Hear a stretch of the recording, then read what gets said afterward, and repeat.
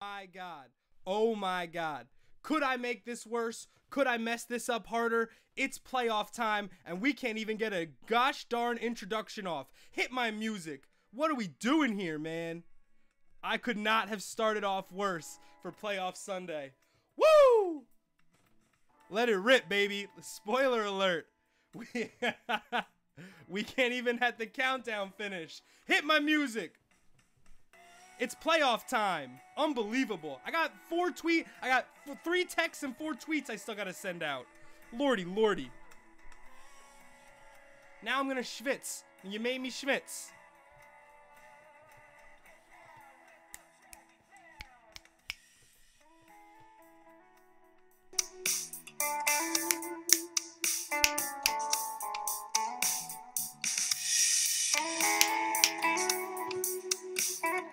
Schwitz on my schwanz.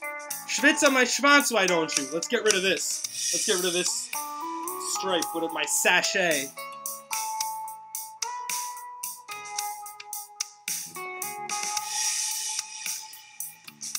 Did we do that? We good on that? We're not. There we go. What a start. What a start. Typical checkdown fashion, baby, baby. Let's bring that down. Let's start it over. We're so running dirty, baby. Bush League, capital B. This is not even Bush League. This is Billy Bush League. We really hit a low point. Oh, you like this tie? That's because it's business time, baby. Let's get this money.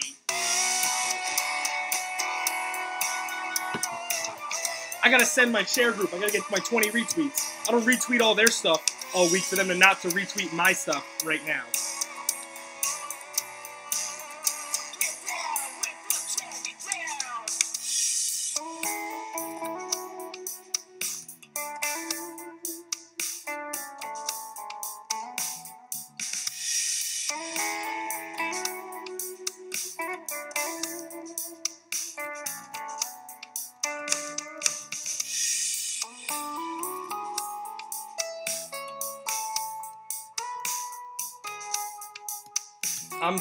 I'm doing things, guys. I'm doing typing things. It's hard because so what happened was the timer was going, and then I hit the button. I hit the button to I have a hotkey so that the number 1 comes back to this main slate, so we could just go right from anything to our main slate. Yeah, no, it's insane. Production. Mwah, molto bene. This is the checkdown. Now we're just gonna bathe in silence and my voice for the next 3 hours. 6 minutes in and it's all we need to get schwitzy. I'm just sending these. I gotta send this. I gotta copy the tweet. I gotta put it in a chat. I gotta text 3 people. And then I'm coming for you. I'm coming for you, chat. Oh boy. Can you feel it? Can you feel it right now? Week 14. Did you get a little nervous last night? Did you have a little trouble sleeping? I did. I was watching science videos. I found the channel Kurzgesagt. It's like a German word. I think it means in a nutshell. And they just kind of explain things.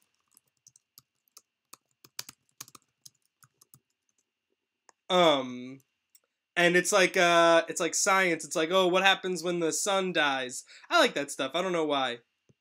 I mean, it's fun. Not like the sun dying fun, but like, you know, wow, what gonna happen? It's crazy because you think we're only here for such a finite amount of time, but we're only here for but there's so much like happening. What's going on, boss? Gorgalore, get in on here early. Yeah, Kurzgesagt. Oh, Tim, you like the tie? I'm all about my business because I'm trying to get this money today. Today, we're all about this money. We're trying to get onto our business. I'm not a businessman. I'm a businessman. Let me hit on my flex rankings. Damn. It's the Checkdown, boys. We're going to be here for 3 hours in this chair. 253. Rick Rosen. This is Heavy.com's fantasy football advice show. 3 hours every Sunday. This is our 14th consecutive Sunday. We are about this money. We are all about the business, okay? I didn't use an app to tie this tie. Four in hand. 4 rings in my hand, not with a K, because I tie it. Ain't no ties, getting dubs. All day today. We got a special show today. We are doing different things than we usually do. Let's chizek the shizedule and see what we're doing. So, I don't know if you know this, but we have a very special, we hit a very special milestone last week with our boy Rex Burkhead. So we're going to celebrate that in typical Checkdown fashion. We're going to look at our tiers for the day. That's one of the most important things we're going to do because we got to evaluate these matchups because we're not looking ahead to free agents anymore. We're not looking for sleepers anymore. We're not looking at trades anymore. We're just starting our best players every week. It's touchy, but we got to break down our matchups. Not who's good, who's been bad. Because that's what we're going to get ahead. Don't look at the season long. We're going to look at the recency, and we're going to really try to get everybody in the best shape possible for today's Championship Sunday. And then we're going to make a special announcement. Instead of power rankings, we're doing a big thing that's going to span the next couple weeks. It's going to be a lot of fun, and you guys get involved. It's going to be really good. That's 11:30. Then we're going to do, this is where we are right now. Because, you know, it's funny that people still make magazines for fantasy football season because there's no way you can accurately predict where we are from where we started in September. So this is where we are right now. We're going to take a look at the headlines from the past week. That just like, who was writing these headlines in September? Just to see just how far we've come along on our analysis. And then the last hour, baby, we're going to get this Millie. We cashed again last week, so we're bubbling, and that means one day we're going to hit it all. We're going to get that life-changing stacks. If you're new to the show and you didn't see it last week, here's the new show rule. If you are in the chat, are making a comment, and on the checkdown, we come up with the entry that wins $1 million, one person in the chat will get to choose where next week's show is hosted from. So if you're in the chat right now and you live in Nova Scotia and you want me to do the next show from your breakfast nook, totally possible. Totally possible. This is a once-in-a-lifetime opportunity for you to watch me win $1 million. You don't get many more of those, okay? Let's get some questions. How we doing, Mark, Tanner, Yaz, Tim, Gorgalore, everybody all up in here? Do we know what the Jets RB situation looks like today? So Matt Forte's been banged up, didn't really practice. Him and Powell are doing kind of like a 15-13 touch carry split. It's not very. Pyongyang is that's a really good suggestion. So when we talk about the Jets, we're looking at nobody establishing true breakout value. I'm waiting to hear on Matt Forte's status this week. If Matt Forte can't go, that's a huge boost for Powell. The Broncos' run defense, since they lost Derek Wolfe, hasn't really been the same. They've given up a couple of big games. So the Jets' offense, is now more interesting than it's ever been. I mean, last week, you would have won lots of money on the backs. Sorry, we're pulling this in. We would have won good money on the backs of Josh McCown, Robbie Anderson, even Jermaine Kearse had a great game against the ever-exposable Kansas City Chiefs. What's up, Billy Bob? Thanks for popping in. We're going to get to your question soon. All right, so if we wait on Forte, then if Forte's out, we'll go Powell, and then McGuire is just stealing. So we kind of got to wait for that to bore itself out. Overall, I'm passing on all three. It's kind of like the Broncos scenario where it's a three-headed attack. It's a no fantasy attack. All right, Gorgalore, playoff time. We're going to send you home with a ship. 0.5 PPR, McKinnon, Tate, Lynch, Kelvin Benjamin, Jordy Nelson. So we're only going to start one, I'm guessing, because there's nothing else included. No Kelvin Benjamin because we have Nathan Peterman. No Jordy Nelson, total non-factor with Hundley in the lineup. McKinnon has been getting 15-plus touches in about 8 straight, but the Panthers have been very, very good against backs out of the backfield. Tate makes me worry with Stafford's hand, but he's still the superior flex option against a team that's been absolutely roasted by flex options this year. So if we're picking 2, it's Tate and Lynch. If we're picking 1, I would probably take Tate with the super high upside and health. He's going to get 6 for 80. With Lynch, I'm worried about the muscle strain. If he had just run his 50-yard touchdown against the Giants last week and then not kept playing, I would have felt way better about it. But the fact is he was a little banged up, and Washington came in and stole a 1-yard touchdown. That makes a difference to me, and so I'm going to hold off on deciding Tate and Marshawn Lynch. Give me another hour, Gorgolo. We're hanging out, baby. We got a whole show. Scott, we could look at those guys. That's pretty much the same thing. I mean, Kareem Hunt's on that billboard. You know what I'm saying. It's absolutely insane. Jake, what's going on? Thanks for popping in. Good luck this week. Here we go. Fantasy playoffs. Hashtag. I got my tie because I'm about my money, in case you didn't know. We're switching it up. It's not fancy. It's cereal. Riddick, Crowell, Collins, pick 2, PPR. Amir Abdullah is expected to play, which is a little weird. He's got a neck injury. I don't really like running backs with neck injuries. Other than that, Collins is by far and away the best option there. And then it's when it comes between Riddick and Crow, I want to wait on Abdullah. And then I'm still... Crowell's a good option, but Green Bay's run defense is a lot better than you might think it's been. But Crowell's had a couple of nice games, and I think the Josh Gordon effect is a trickle down to the rest of the offense. So we'll see where we go there. Who trusts Tom Brady at Miami? Always have bad games in Miami. I trust Tom Brady in Miami. I start Tom Brady in Miami. The only thing I'm looking for is the .43 touchdowns he loses when Gronk's not in the lineup. But I'm okay with Tom Brady as my quarterback. Every week, I'll take the good, I'll take the bad, because I'm just trying to win. And if I get the best I get the best quarterback in football, it's all good. Yo, Rick, I got to roll with my friend early to the bar today, so I got to get this laid out early. Gorgalore, I find it hard to believe that you can't get the bartender to throw you the aux cord and get this bitch playing in some Portland pub, all right? I'm out here. Jeff Stepp, what's going on? Thanks for checking out the show. I'm here for you. Hit me with the QE. The query. Yeah, I play Tate. Tate's a great option. Flex receivers have been going off, slot receivers, against the Buccaneers. And Stafford's got a hand, but it's not necessarily the same hand that totally derailed his season last year. Like, it's the same hand, but not all hand injuries are the same. I'm not going to blanket statement. What worked out fine for David Wilson? I missed that. Do I get creepy and start Carr over Keenum? No. Derek Carr has been absolutely terrible this year. I know what you're thinking. I just can't get... It's too cute. It's too cute week 14. We worked way too hard to get too cute. All right, Jeff, hit me. Doug, Mike Davis, Sammy Watkins, or Deshaun Jackson. I'm assuming one of these has to flex. Doug Martin, he's probably going to start. I don't love the matchup. I started him in a league because it's absolutely mandatory. And Dirk Cutter has this crazy policy where he's like, I don't believe you can lose your spot by getting hurt, which is, noble, maybe not sensical, but certainly noble. So Doug Martin's going to get his job back. Mike Davis, I like.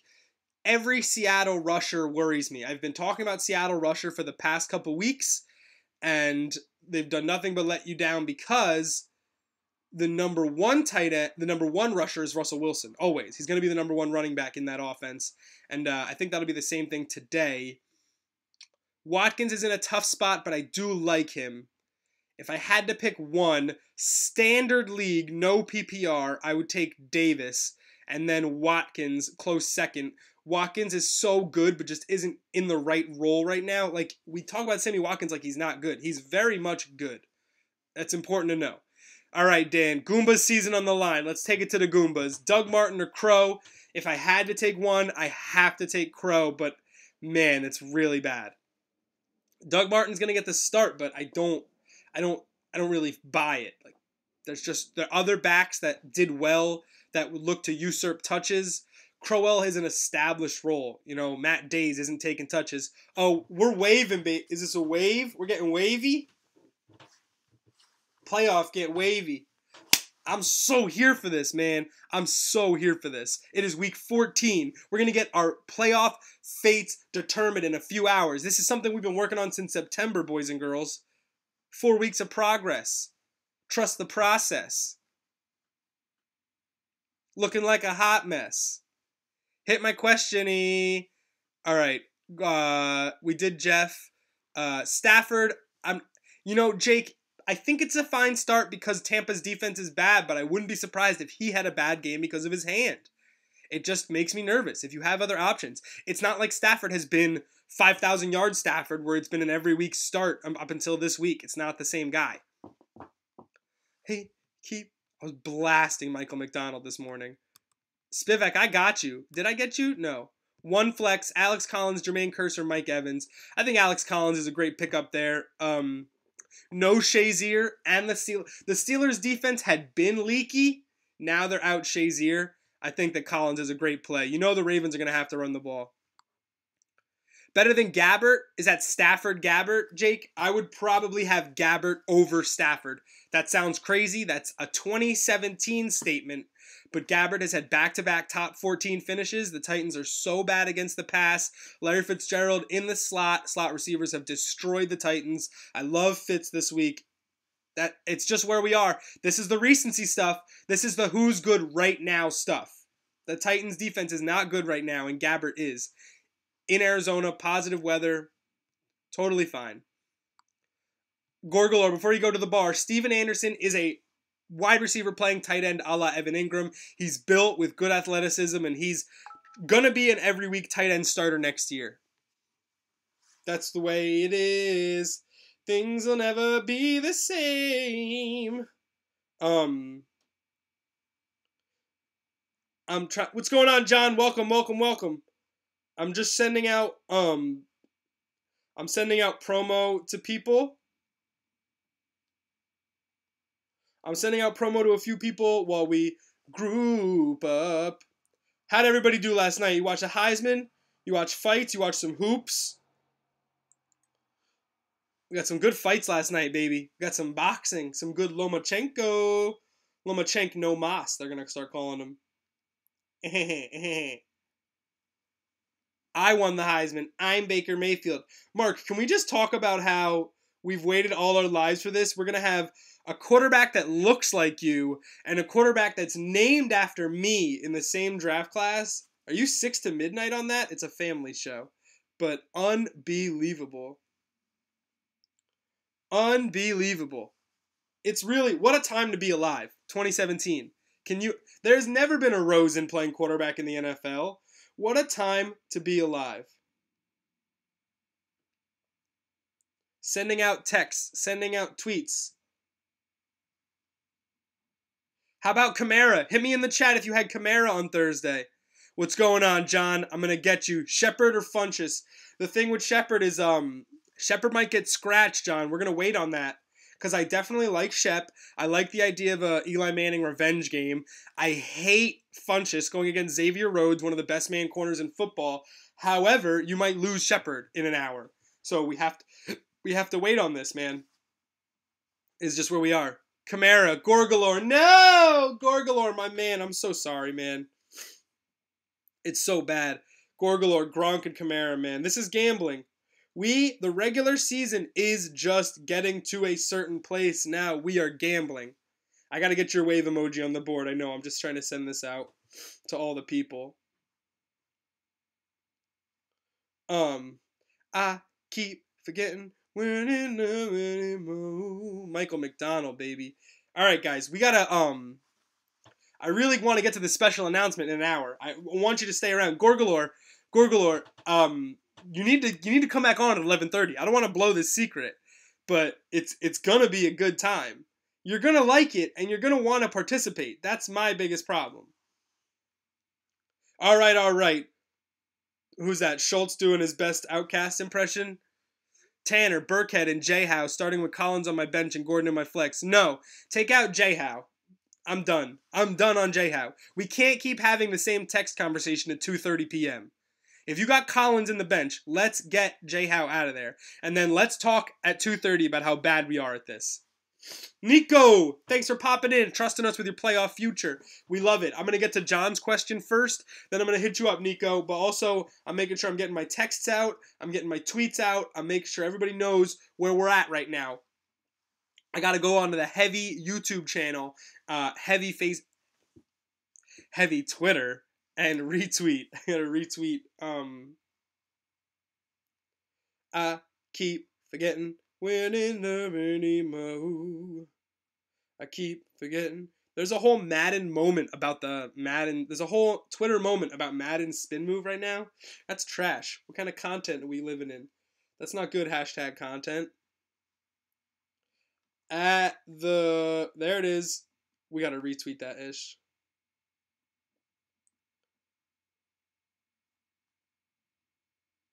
Boom.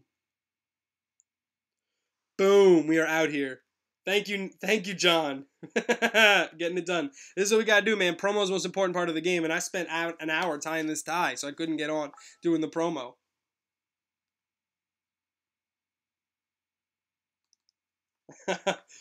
Oh, the milli hour's coming. Guys, get absolutely hype. Oh my gosh. All right.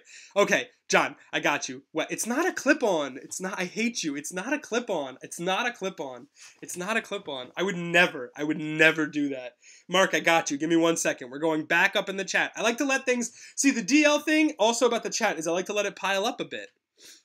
Okay. John, Dion Lewis, Pirine, or Williams for the flex. I'm leaning towards Lewis. I like Lewis. That's a positive run matchup. Williams is also good, but I think Lewis, super high upside, plus PPR. Lewis is fine. Nico, Gordon, or Tate for wide receiver 2 standard. I definitely like... Okay, so this is a classic basement ceiling play, Tate, Nico. Nico, if you got burned by Kamara, you want to go Gordon and get the upside. But if you're playing against Kamara, you want the basement and you want to go Tate.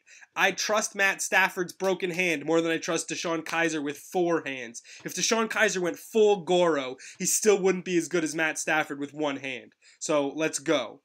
Nico, definitely Burkhead, but don't count out Ajayi. I like Ajayi, but the touches just aren't there right now. We'll see what happens. Hunter, ASJ, Mark. This is a sneaky spot for ASJ, but Hunter Henry's workload last week was just so significant against the Browns. They're pretty bad against tight end, but the Redskins don't have a ton of good linebackers to cover tight end, so this could be a smash spot for Hunter Henry if he gets the snap count. He just needs to get on the field. He's going to be successful. All right, Gorgalore, let's do another one. You can't stay away. Diggs, Collins, CJ, Lewis, Pirine. Okay, no CJ. One of these guys has to flex. I mean, the highest upside is Diggs, but he's been hurting the last couple weeks. Not physically, he's just statistically hurting. You hear me talking a lot about Collins. Good matchup. Steelers are really banged up. Let's get this Millie. Oh, Yaz has Hunter Henry in the Millie. I love it.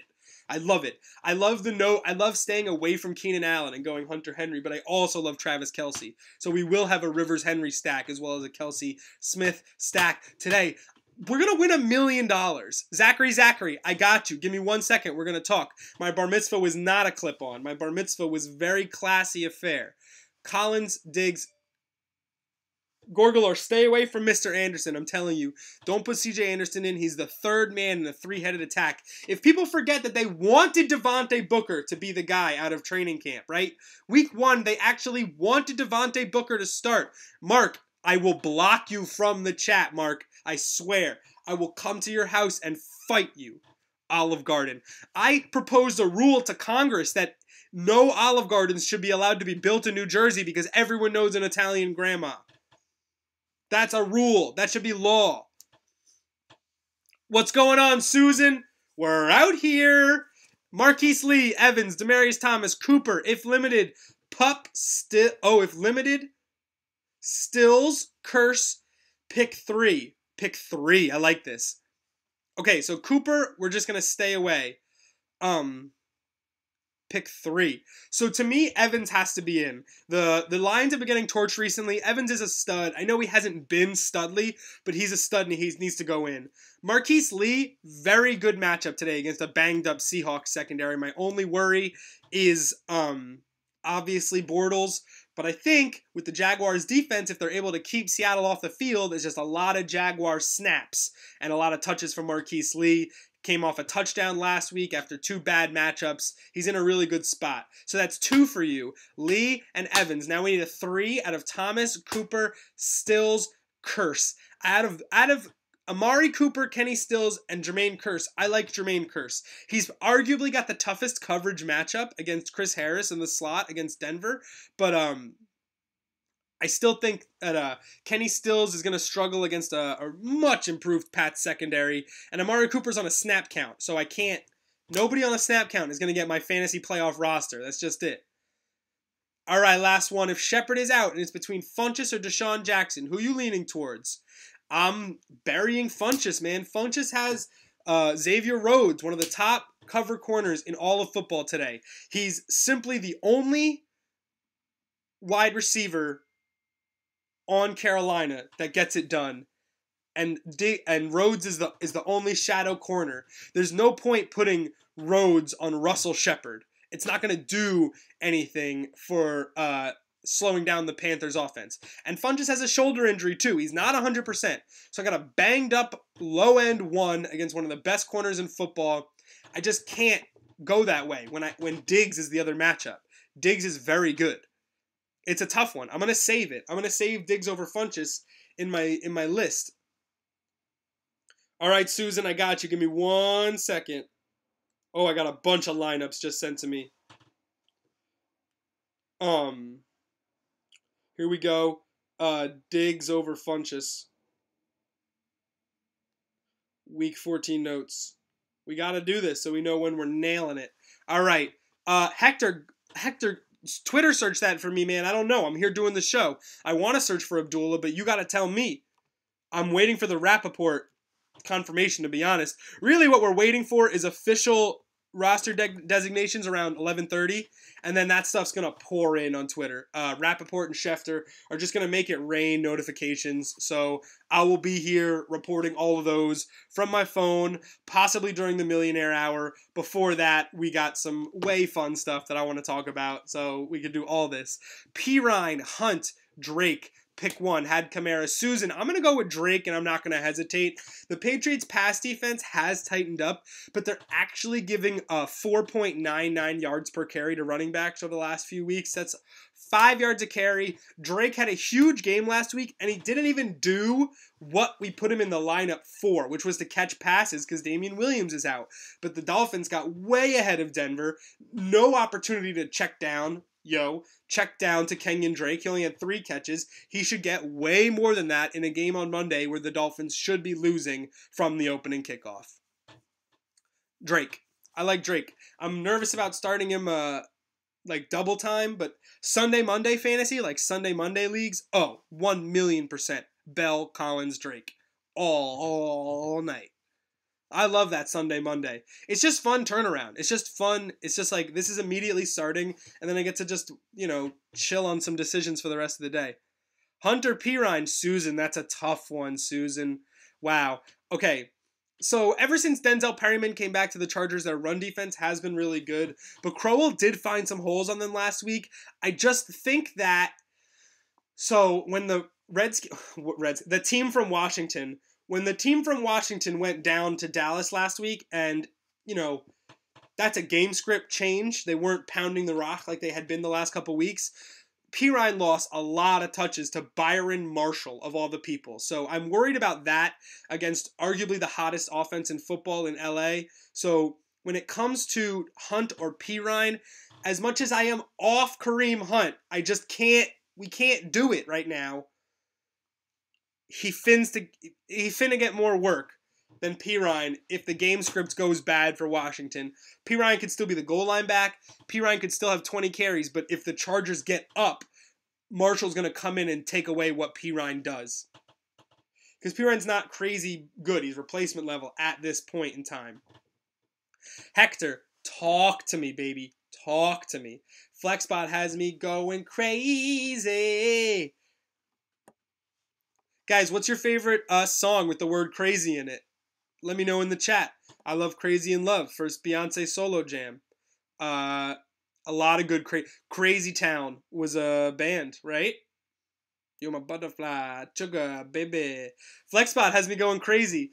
Funchess, Watkins, Fuller, or Tion Green. Now, I do like Tion Green. I'm very nervous about him and his workload. He got his first NFL carry last week. He busted it for 33 yards. Crazy train. Nice, Wendy. Yeah. So, he busted his first NFL carry for 33 yards. Super impressive. And then did work against the Ravens. But I don't know if that means they're going to commit to his workload with Reddick and Zenner on the roster. But I don't like Funchess, Watkins, or Fuller. So if we're going to hold out on Amir Abdullah and he's going to be out, I do like Green. Going crazy. Yeah, we got classics up in here. I came out with the new. I came in here with the make Crazy Town look like Hot 100 with the way you guys came back on me. Crazy. Let me go crazy on you. Whoa. that's another good one. Come on now. Good Eminem remix, too. Not the best, but still decent. Susan, enough of this nonsense. I need quarterback rankings. Hector, I'm just going to wait on official Amir Abdullah there news. We just got to hold on for one more hour. I know that there is pain and you really want to make a change, but you hold on till they don't play. Kind of force the rhyme there. We're feeling it. Susan, McCown or Winston?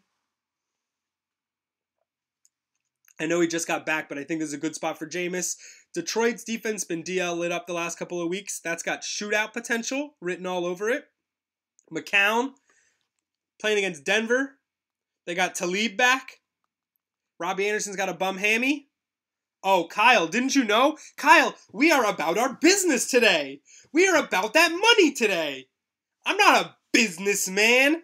Finish that quote. Thanks, Kyle. I hope I see you later.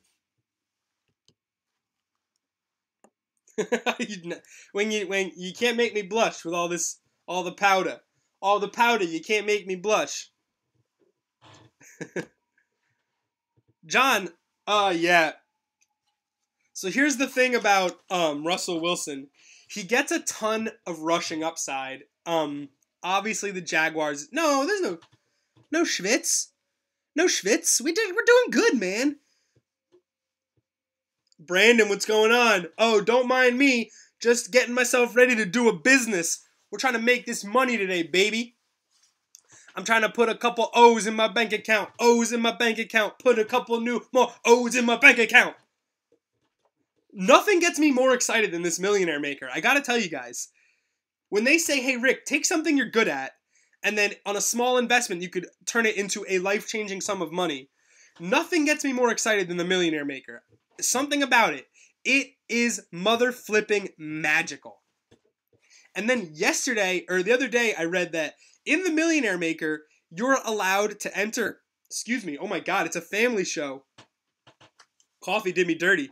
In the Millionaire Maker, you're allowed to enter 150 times. You're allowed to enter that shit. It's a $20 entry fee, and you could enter 150 times. So do you think that you'd be able, if I gave you 150 entries, would you be able to crack a milli? I don't know. I've been putting some crazy lineups together. By 130, lineup 140, I got Tion Green in there. I'm starting Kirk Cousins. I'm making some moves on lineup 140. I can't believe it. It's really not that bad too. If you come down with top 5, your top 20 breaks even on all 150 lineups. I think it's top 20 is 4 zeros. Either whatever 150 times 20 is, you win that much for getting 20th place in the Millie Maker. I know. Math is crazy, guys. I can't tell you how excited that thing gets me. Oh, man. Let's go through Matthew Berry's mentions real quick.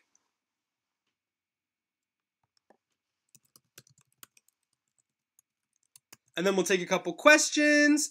And then we'll do, we could do Burkhead appreciation.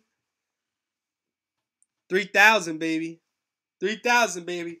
150 times 20. Yeah, that's what you get. So you get $3,000 for finishing in 20th. That's a 0. That's an extra 0, Mr. Arroyo. You know what I got here? Oh, you know what I forgot to show you guys? I got myself a little checky. I got myself some fantasy bucks. Can you see that? FanDuel, baby. We got ourselves some little Checkington. Money, money, money, money. We're really, really out here. Money, money, money, money. Really, really out here. I'm putting this right into Bitcoin. Diversify. All right, let's pick up with these questions and then get into the Twitter and go yell at people to watch the show. Oh, Hector. You got that money, baby. Evans, Goodwin, Lee, starting. So Curse, take out who? Thinking Lee. Evans, Goodwin, Lee. Okay, so Susan, you didn't mention Goodwin. I would rather Goodwin over Curse, and I like Evans, Goodwin, Lee over Curse. I think that that's actually the best setup. Curse is in the slot. He draws Broncos' best corner. Chris Harris is the best corner on Denver. And Curse has already been the second banana in those looks, and Goodwin has established himself as a number one, had 90 yards on 6 catches against the Bears last week, and didn't even have that long touchdown catch that he's known for. So, positive touchdown regression candidates, the 49ers. They drove it in the red zone 5 times last week and got 5 field goals. Positive touchdown regression, PTR. Lodger, talk to me, baby. Mike Davis, Kerwin Williams, or McKinnon. Need one. That's easy, McKinnon. McKinnon, don't fear the workload. If it's PPR, we got to have McKinnon. The most touches, most opportunities, best chance to score. All 3 of those all go to McKinnon. Matthew Berry's mentions are blowing up. Let's fill them with Checkdown copy pasta, right? So you guys will all see this. So now we're going in, baby. Oh, good winner Williams and flex, 12-team standard. We like it. It's obviously Marquise Goodwin. This is an easy one, Dak. You're laying it up for me, baby. Pick 3. Hyde, Lynch, Burkhead, go. Oh, Drake. Drake snuck his way in there. That's easy. Hyde, double-digit touches. Ooh, that's actually not easy. If it were standard, it would be Lynch, but it might be Hyde because of PPR. Hyde's a low-end RB2. I like Burkhead and Drake, obviously, and then it's either Hyde or Lynch, depending on how spicy you want to get. Struggling over here with wide receivers. Evans, Tyreek Hill, Josh Gordon, Brandon Cooks, 2 slots. Tyreek Hill and Brandon Cooks literally can't be covered by the cornerbacks that are playing this week. Cooks is spelled with an I, Keel Clothier. Now you know, baby. Stafford or McCown, too easy. McCown's in that Denver defense, no bueno. Stafford with the hand, don't care. Tampa's no bueno. Move along, sir. Duke Johnson, CJ Anderson, pick 2. Cooper Kupp 2. CJ Anderson's in that 3-headed backfield. If you got 3, you got none. Give me Kupp, give me Duke. I think that's enough for now. Give me one more. Let's do one more. Who should I start at flex? Aguilar, Stills, Doxson, or Duke Johnson? If Zach Ertz is ruled out, I'm riding Aguilar to the money today. Absolutely. So keep that in mind. Put that in your pipe. We're just waiting on word from Zach Ertz, injury status. I hope you guys had fun when we do that. That's stuff that I do all week long. Woo-wee! Sierra, this beat is Deshaun Jackson, Stephon Diggs, Jamison Crowder, pick 2. We're going to go with Crowder and Diggs. I like Jackson, but it's too volatile. It's just too much, man. We're not getting any consistency from Deshaun Jackson right now. And because of that, wow, this is early for hiccups. 40 minutes. That's a wave. Oh, I'm freaking out. Oh my gosh. Freaking out, guys. If Cooper plays, I pay him over Mike Davis. That's honestly a super risky call. Very much up to you and how much you need points.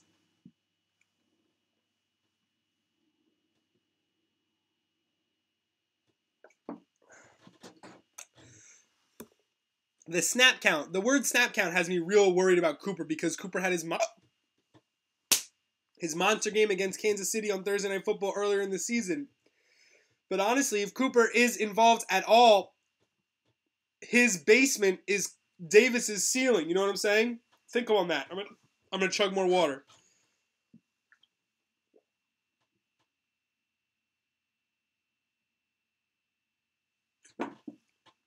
We gotta get these hiccups out of here, man. We gotta get these hiccups out of here, man. I fight every Sunday. I fight my diaphragm. It's a diaphragm. Can't all win. All right, guys. We're all caught up in the chat. We got some people coming in from Twitter soon. I gotta draw a wave for Gorgolor. Oh my god, I forgot. So let's draw a wave. Let's do the tears. Hiccups fading, I think. Wave, tears, theme song. Yeah. That's a good 20-minute schedule, baby. I'm so excited. Look at Emoji Board Season 1. Look, can you just appreciate Emoji Board Season 1 for a second? Can you just appreciate it? Can you just appreciate it? Can you just appreciate it? Can you just appreciate it? All right, we got to draw a wave for Gorgolor.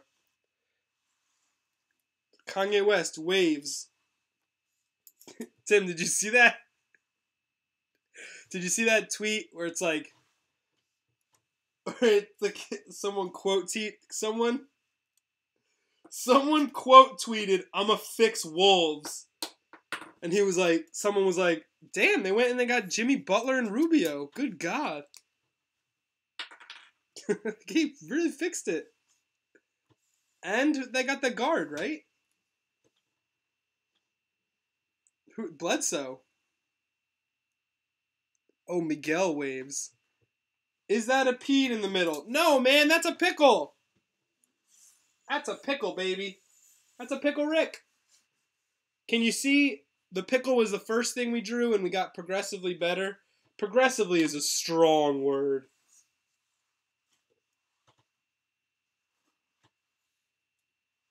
Ooh!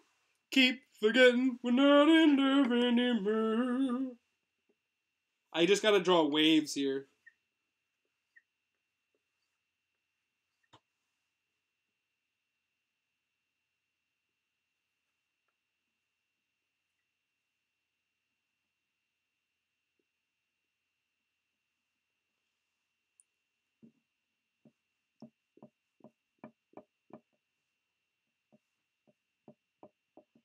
I don't know what waves. I only have black, so like waves.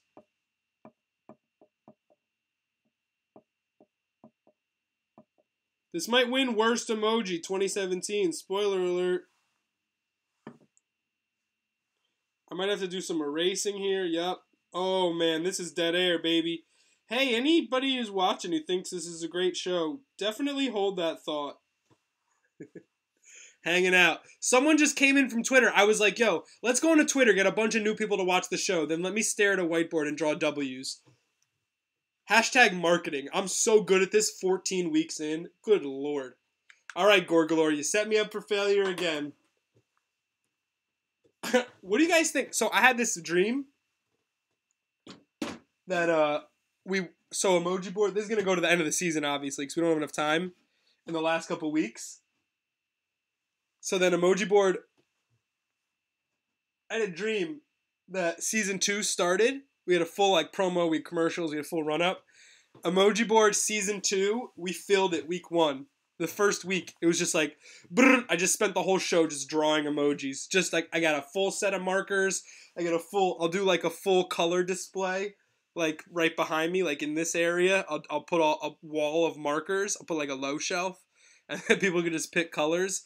And then the first show, everyone just brrr, super chat, and then we just fill it. And then it becomes weekly emoji board. That's the dream for next season. Is the emoji board is so fluid that we have to wash it off every week, and we have to frame it every week, and then we have more stuff here on the wall. We could throw the wall stuff out and just replace it with portraits of past emoji boards, making our own art in the process, our own wallpaper that we made as a community. It's a dream. It's a pipe dream, but you know how much I love pipes, so there we go. Next season, Jimmy, we got renewed, Jimmy, we got renewed for season 2. You better get ready for this. Better get ready for this, son. You didn't even compliment my time, man. Jimmy, I'm at my business, man. It's week 14. I'm at my business. I'm at my money. Christian, if you're awake and you missed the beginning of the show, we have some new stuff today. We are going to have a special announcement. That's going to take the place of power rankings. So that'll happen soon. I want to get into this. I think we should do the Burkhead thing because, that'll be good for the end of the first hour. The tiers can wait, honestly, Tears for fears. Keel Clothier checked in 3 minutes ago to hear my answer about Cook's. Oh, this was a good one. 2 slots. Keel, if you're watching right now, it's Hill and Cooks, and it's not even close. I know you want to play Gordon, but you just can't do it because you have tremendous upside at your other positions. And that's a shame, man. It's a shame. Them's the breaks. Lifestyle. Oh, Keel, there you go, man. Right as you put in the chat. I got you, man. I got you. Welcome to the show. Stick around because this segment really matters to me. If you missed the answer because you literally just joined, it's Hill and Cooks, both incredible upside this week. So the only thing talking me off that ledge is Tyreek Hill's splits away are insane compared to home. But honestly, that's grounded in nothing. That's not a reality-based statement. Those are just splits, convenience-wise. It's not a real thing. And the Raiders' corners are so bad. They're almost bad as the Chiefs' corners. Okay, let me just, I think that this is gonna... I think this is going to be a good show. Because if you're not familiar with the show, let's bring it back. At the beginning of the year, I made a promise. I made a promise to myself, promise to my fantasy teams, and the promise got a little out of hand. I was big on Rex Burkhead. He was the Patriots' 4th running back. It was a crowded depth chart, but I believed that, given the right scenario, he could be the most productive back of the bunch. In the preseason, touches and packages led me to believe that he would be the most widely used back in the offense. Week 1, I started him. I got destroyed for it. He got tackled at around the 3. Mike Gillislee ran in from the 1, 3 touchdowns. I got roasted. Burkhead scored 3.5 points in standard scoring, and I felt like a complete schmuck. But I didn't give up. I didn't drop Rex Burkhead. In fact, I didn't just double down. I sextupled down. And I said, if Rex Burkhead doesn't score 6 touchdowns in a fantasy football season, this fantasy football season, I'm going to eat a picture of his face. It was inspired by nothing. It was a motivational tool, not just for me, but for Rex, to prove my fantasy acumen, to prove to people I knew what I was talking about, mostly to get people to watch the show. Just to get people interested. If Rex Burkhead didn't score 6 touchdowns, I was to eat a high-definition picture of his face, a portrait. And after 6 weeks, 7 weeks, it did not look good. I was getting texts. I was getting tweets. But we prevailed. We persevered. And here we are. Week 14, Rex Burkhead, you beautiful man. I could not love you more. Rex Burkhead, mwah, mwah, mwah. You beautiful flanker, slot, running, Swiss Army knife of a white running back. I could not love you more. Mwah.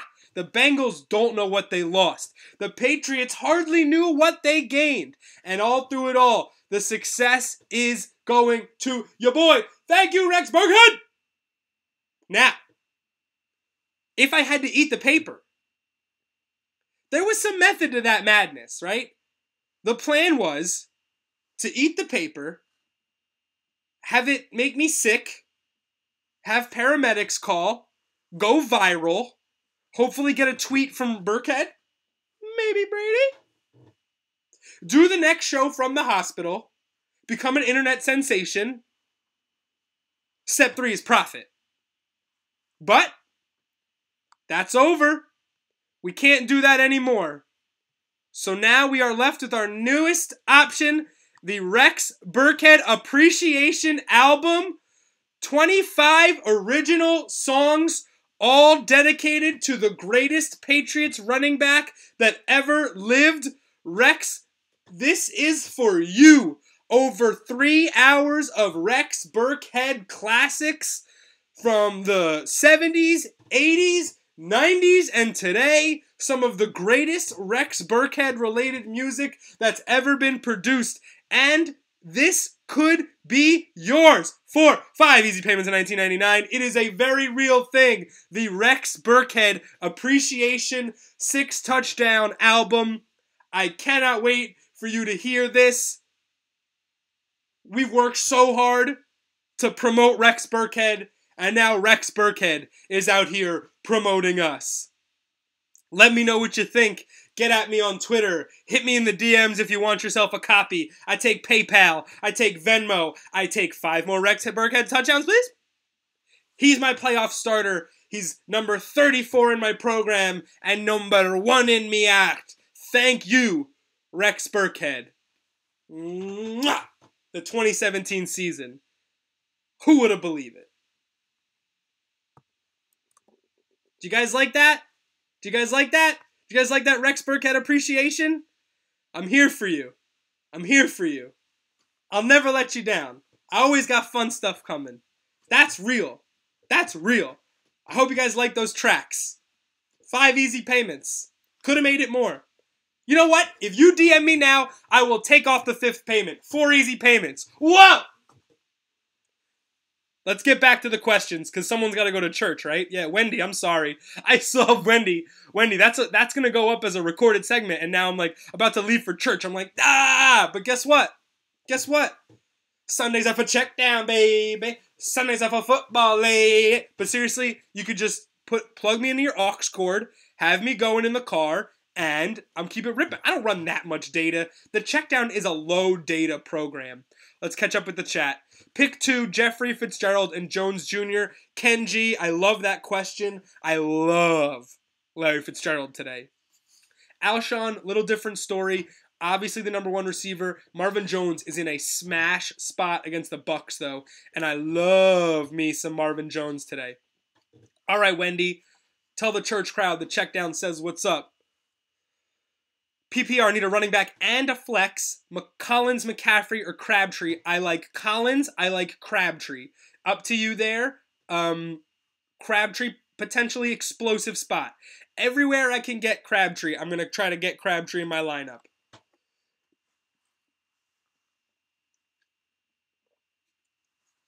Tim, I think that's one of the best things we've ever done.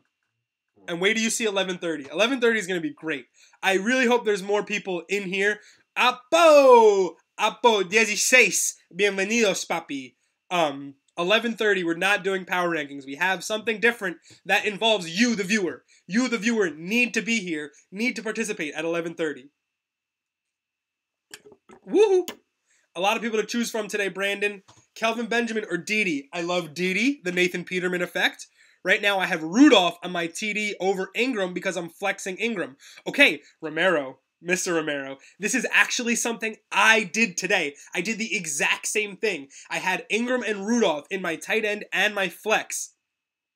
I took Rudolph out of the flex because Carolina has been outstanding against the tight end. Luke Kuechly has locked down tight ends this year. Carolina is 6th in the league covering tight ends. That's why they give up a lot of points on the outsides. That's why I have been saying Diggs all day today. It's simply because of how Carolina's defense is structured, right? So if I had to tweak your lineup, I'm definitely keeping Evan Ingram today, and then I would probably go Dede. Dede, most targeted Jaguar last week, all right? He's getting there, he's getting there, he's getting there. I feel good now. I feel good getting these segments out. Taggy Tag, what's up, baby, baby? Jarek or Mikey Davis? Give me Jarek.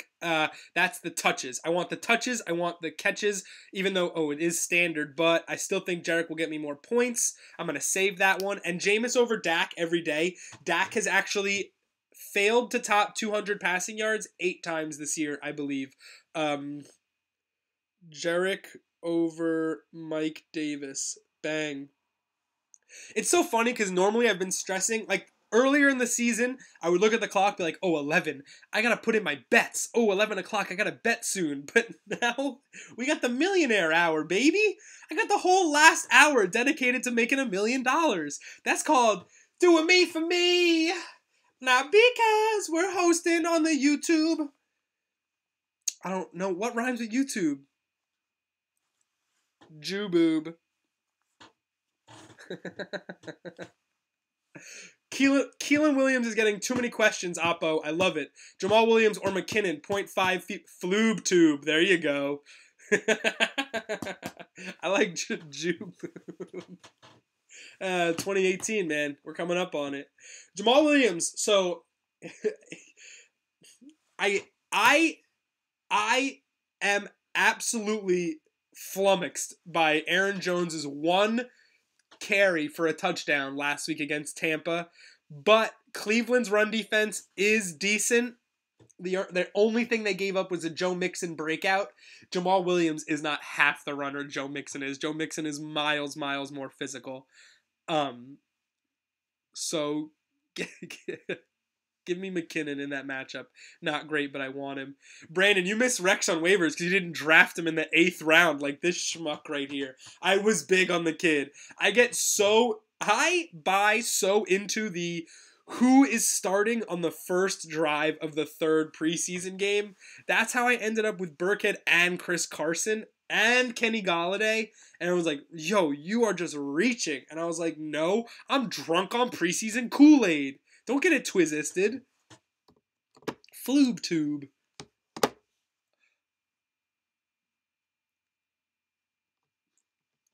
I almost had one. I almost had another one. We're finishing up with the first hour. Let's bang on this theme song. It's a Checkdown. We're going to do tiers in the second hour. We're going to do our special 11:30 announcement. It's not power rankings. It's a new thing that includes you. We are going to look back at the year, going to look at some headlines over the past week, and then it is the Millie, the Millionaire Hour here on the Checkdown. You want to win $1 million? This is the show to watch. Matthew Berry don't care about you, baby. Matthew Berry do not care about you. You know I care about you. Hit me with the theme song. Blessed Union of Souls making it into the chat. Hashtag Blessed Union of Souls. One of the best comments of the year, Appo.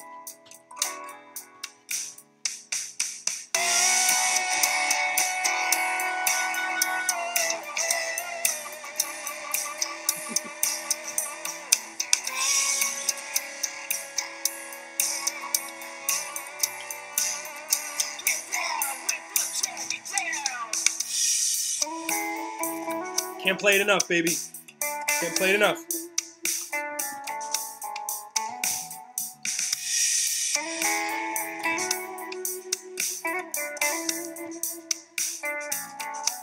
Something's been bothering me.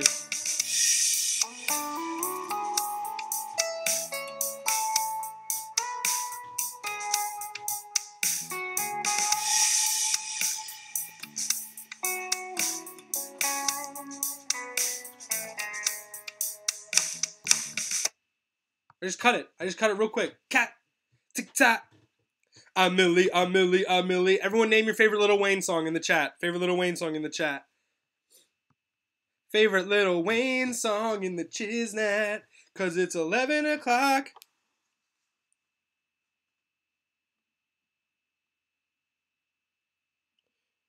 As soon as someone texts me, I'm just gonna paste the show.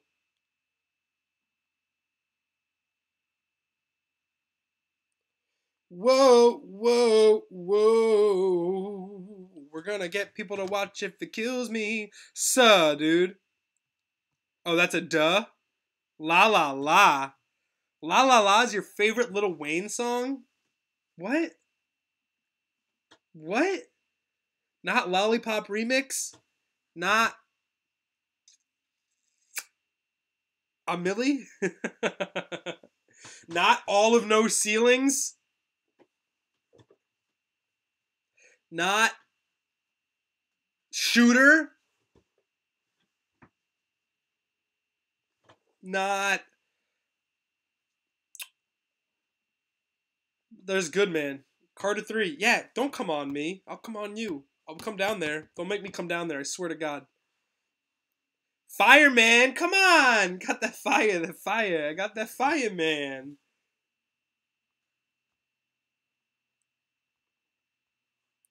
What, Dedication 2, though? Canon? Sports Center. Born Nowlands. Go DJ. Oh man, you guys are taking me back. What about Mrs. Officer?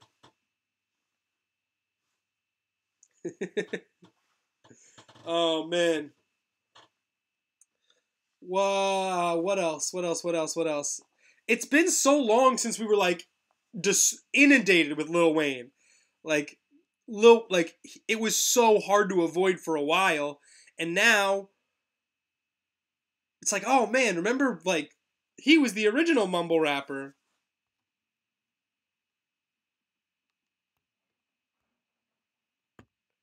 You Stunting Like My Daddy, another good one.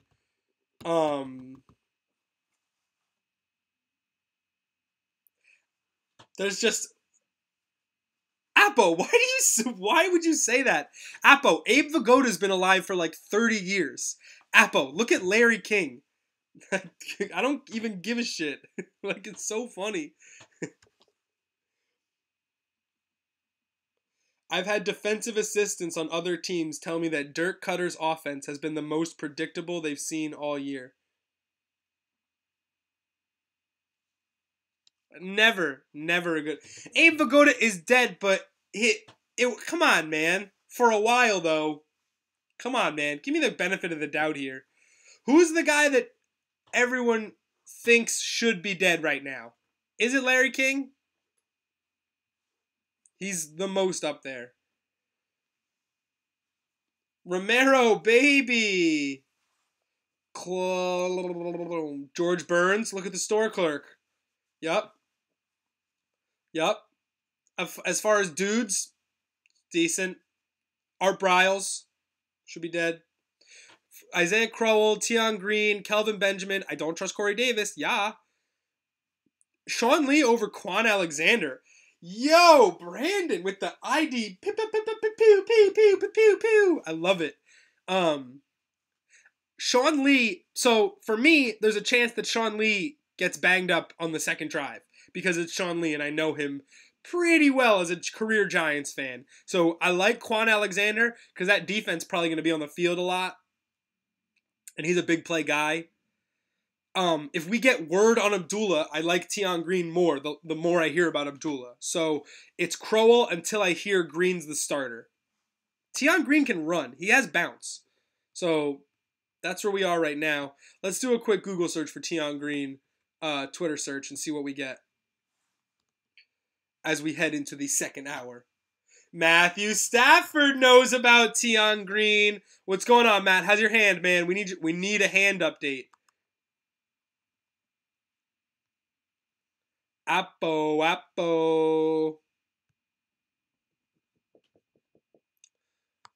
I'ma pick the world up and I'ma drop it on your head.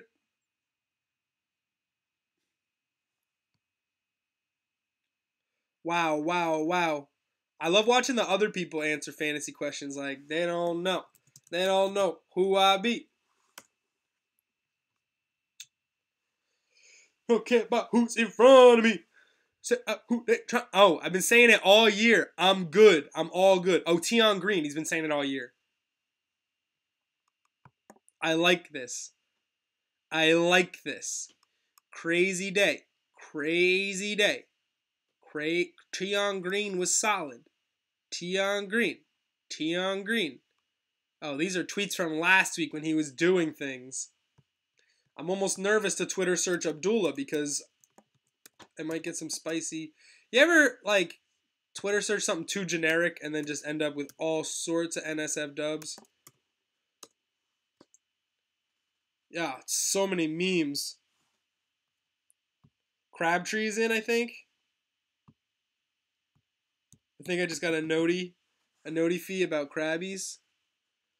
Abdullah.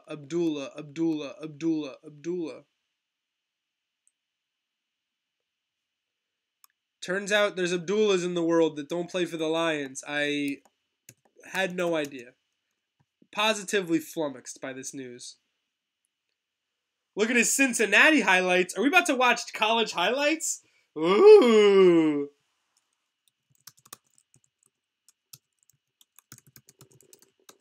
Are we about to get some Cincinnati highlights? Amir Abdullah is not expected to play. Detroit's trying other players to improve the run game. That's Tion Green, right?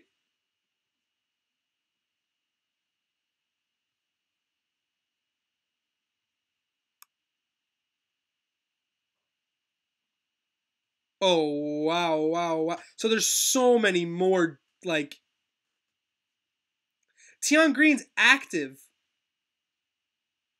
Theo Riddick will be treated as starter. That's the kind of stuff that makes me nervous.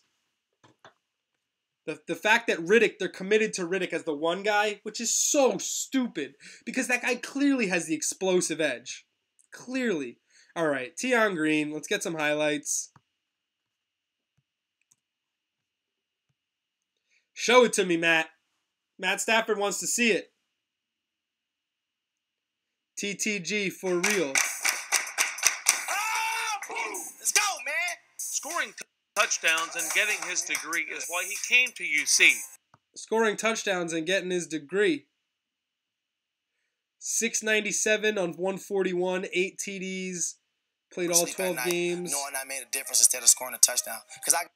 Show me running the ball, dude. I don't want to see you helping kids. Out of your mind? Yo, I don't care about this music. Great, you're getting stuffed by Alabama A&M. Wildcat, great. Breaks contact, I like. This watermark is terrible.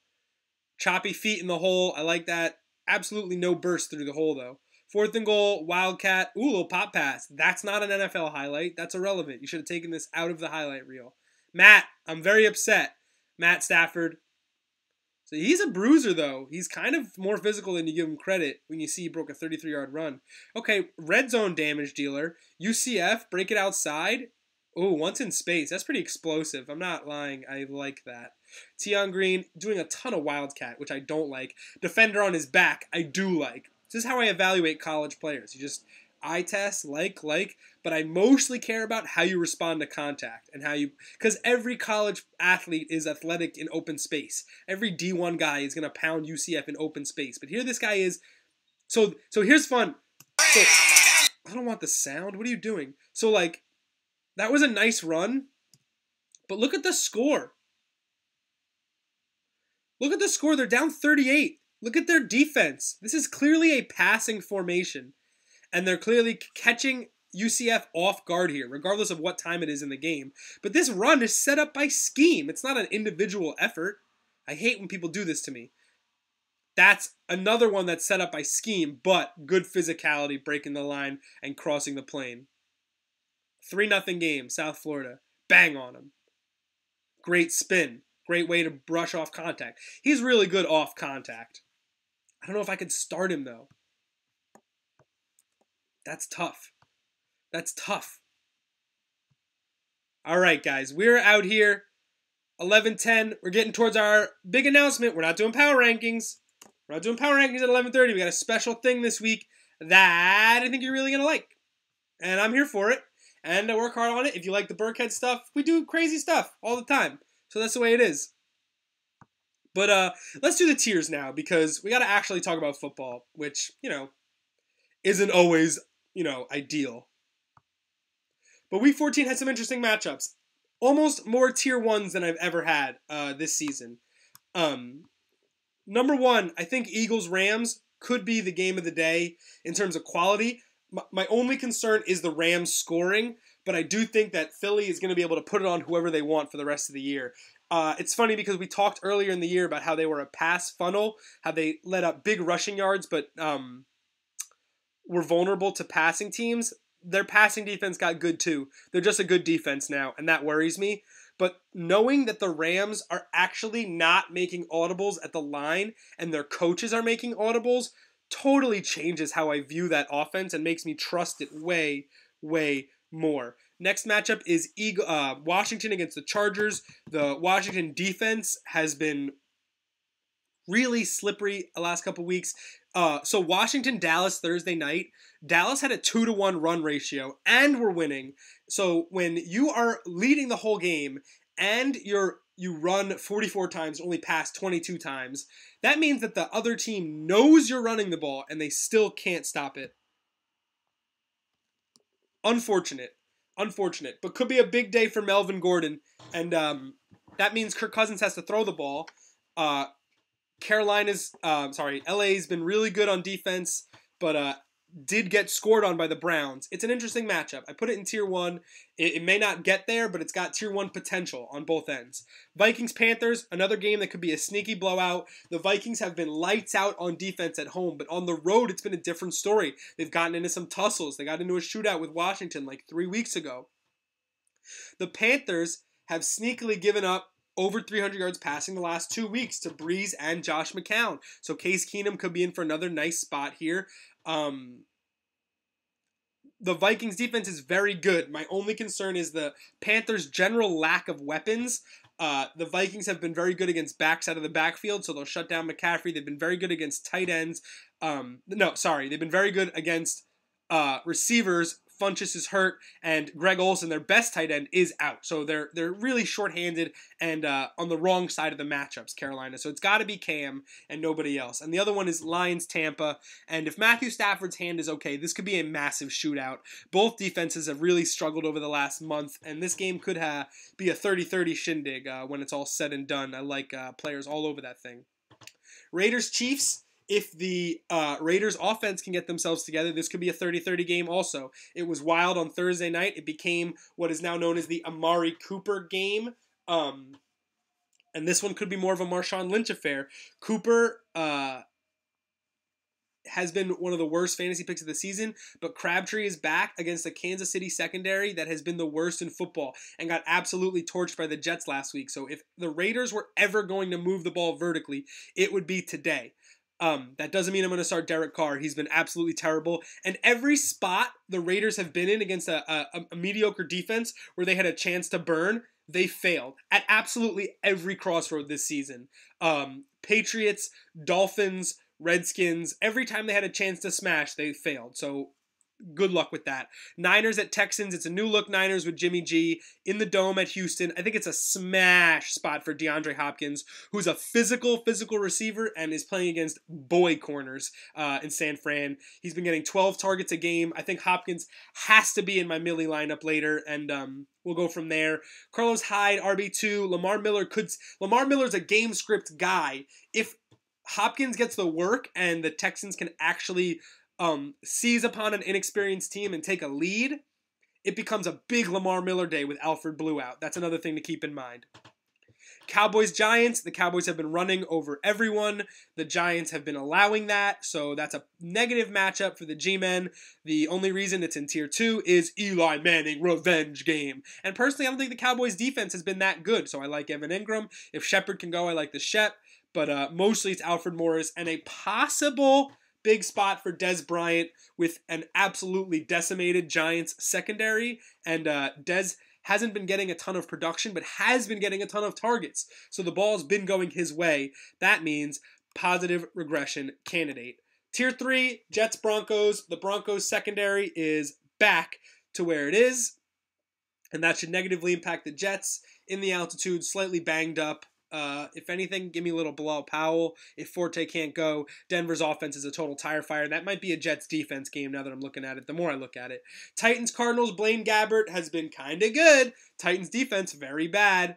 They let Savage go for 350 last week. And this time they get Gabbert, who can run and throw, and Larry Fitzgerald, who's been torching teams in the slot, plays in the slot. Tennessee can't stop the slot. I might stack Gabbert and Fitz today. I'm so serious. I want $1 million. I'll do whatever it takes. Bears at Bengals. Andy Dalton's DL been hot, but this game is all about Giovanni Bernard. With Joe Mixon out, when Joe Mixon got hit in the brain on Monday against the Steelers, Gio Bernard came in and took every single snap at running back. So from that standpoint, this figures to be a huge spot for Bernard. Even though the Bengals haven't been running, Gio's going to catch his dump-offs and be a productive back. This could be a big spot for A.J. Green. Earlier in the season, we talked about Bears defenses stopping the number one receiver, that they were good at that. Not the case anymore. They let Marquise Goodwin get loose last week. They've let Jeffrey Alshon get loose. It's just not the same defense. They've just been worn down. And lastly, Seahawks-Jaguars. This has been one of the biggest questions all week. What are we going to do with Russell Wilson? I think his running makes him viable always. So here we go. We'll really see what the Jags defense can do. They haven't been getting the same pressure that they got at the beginning of the year, but their run defense has been better. Telvin Smith's absence, he's the number 1 linebacker for Jacksonville. If he can't go, I give Jimmy Graham a bump. But overall, it's the Jaguars defense, and 2017, we don't fuck with it. Family show, sorry, but Jaguars defense, them boys is real. Connor broke his hand. That sucks.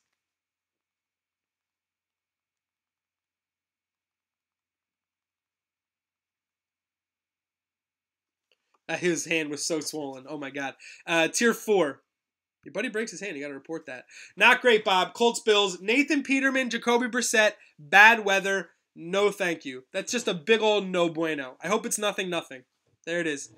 And Packers, Browns. Other than the Josh Gordon hype machine, ain't nothing else rolling into Paul Brown Stadium. They kicked out their GM, so potential player revenge. I think it's a rough spot for the Packers because the Browns are kind of riding a very big we should belong high.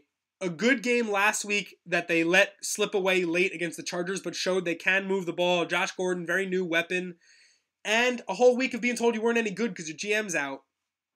You want to defend your coach if you like him. That's the kind of stuff we look for. Elevate a tier 4 to a tier 3, but overall, not even close to being enough to warrant that guy going in the lineup. All right, let's catch up with the chat. These are our tiers for today, week 14. Hey, game outlooks, baby. We do that every week for the last 8 weeks. I saw something about Greg Olsen in the chat. Let's just go double check that with the tweets.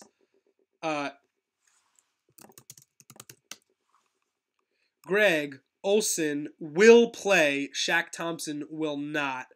Greg Olsen questionable with a foot injury. I just don't know if I like this, man. I know how big he is to the offense, but a couple of looks. Here's the thing. Against the Jets, what's going on, Joey? Against the Jets, Olsen hurt his foot. He was a part of the offense. He hurt his foot. He came out, and then he didn't play the second half as a precaution, not because it was too hurt to play. I think he had 3 for 30. I think he had 3 for 30 and left the game. So he could have a nice day. I'm just, God, a foot. A guy who runs for a living, his foot's banged up. I have a hard time trusting that.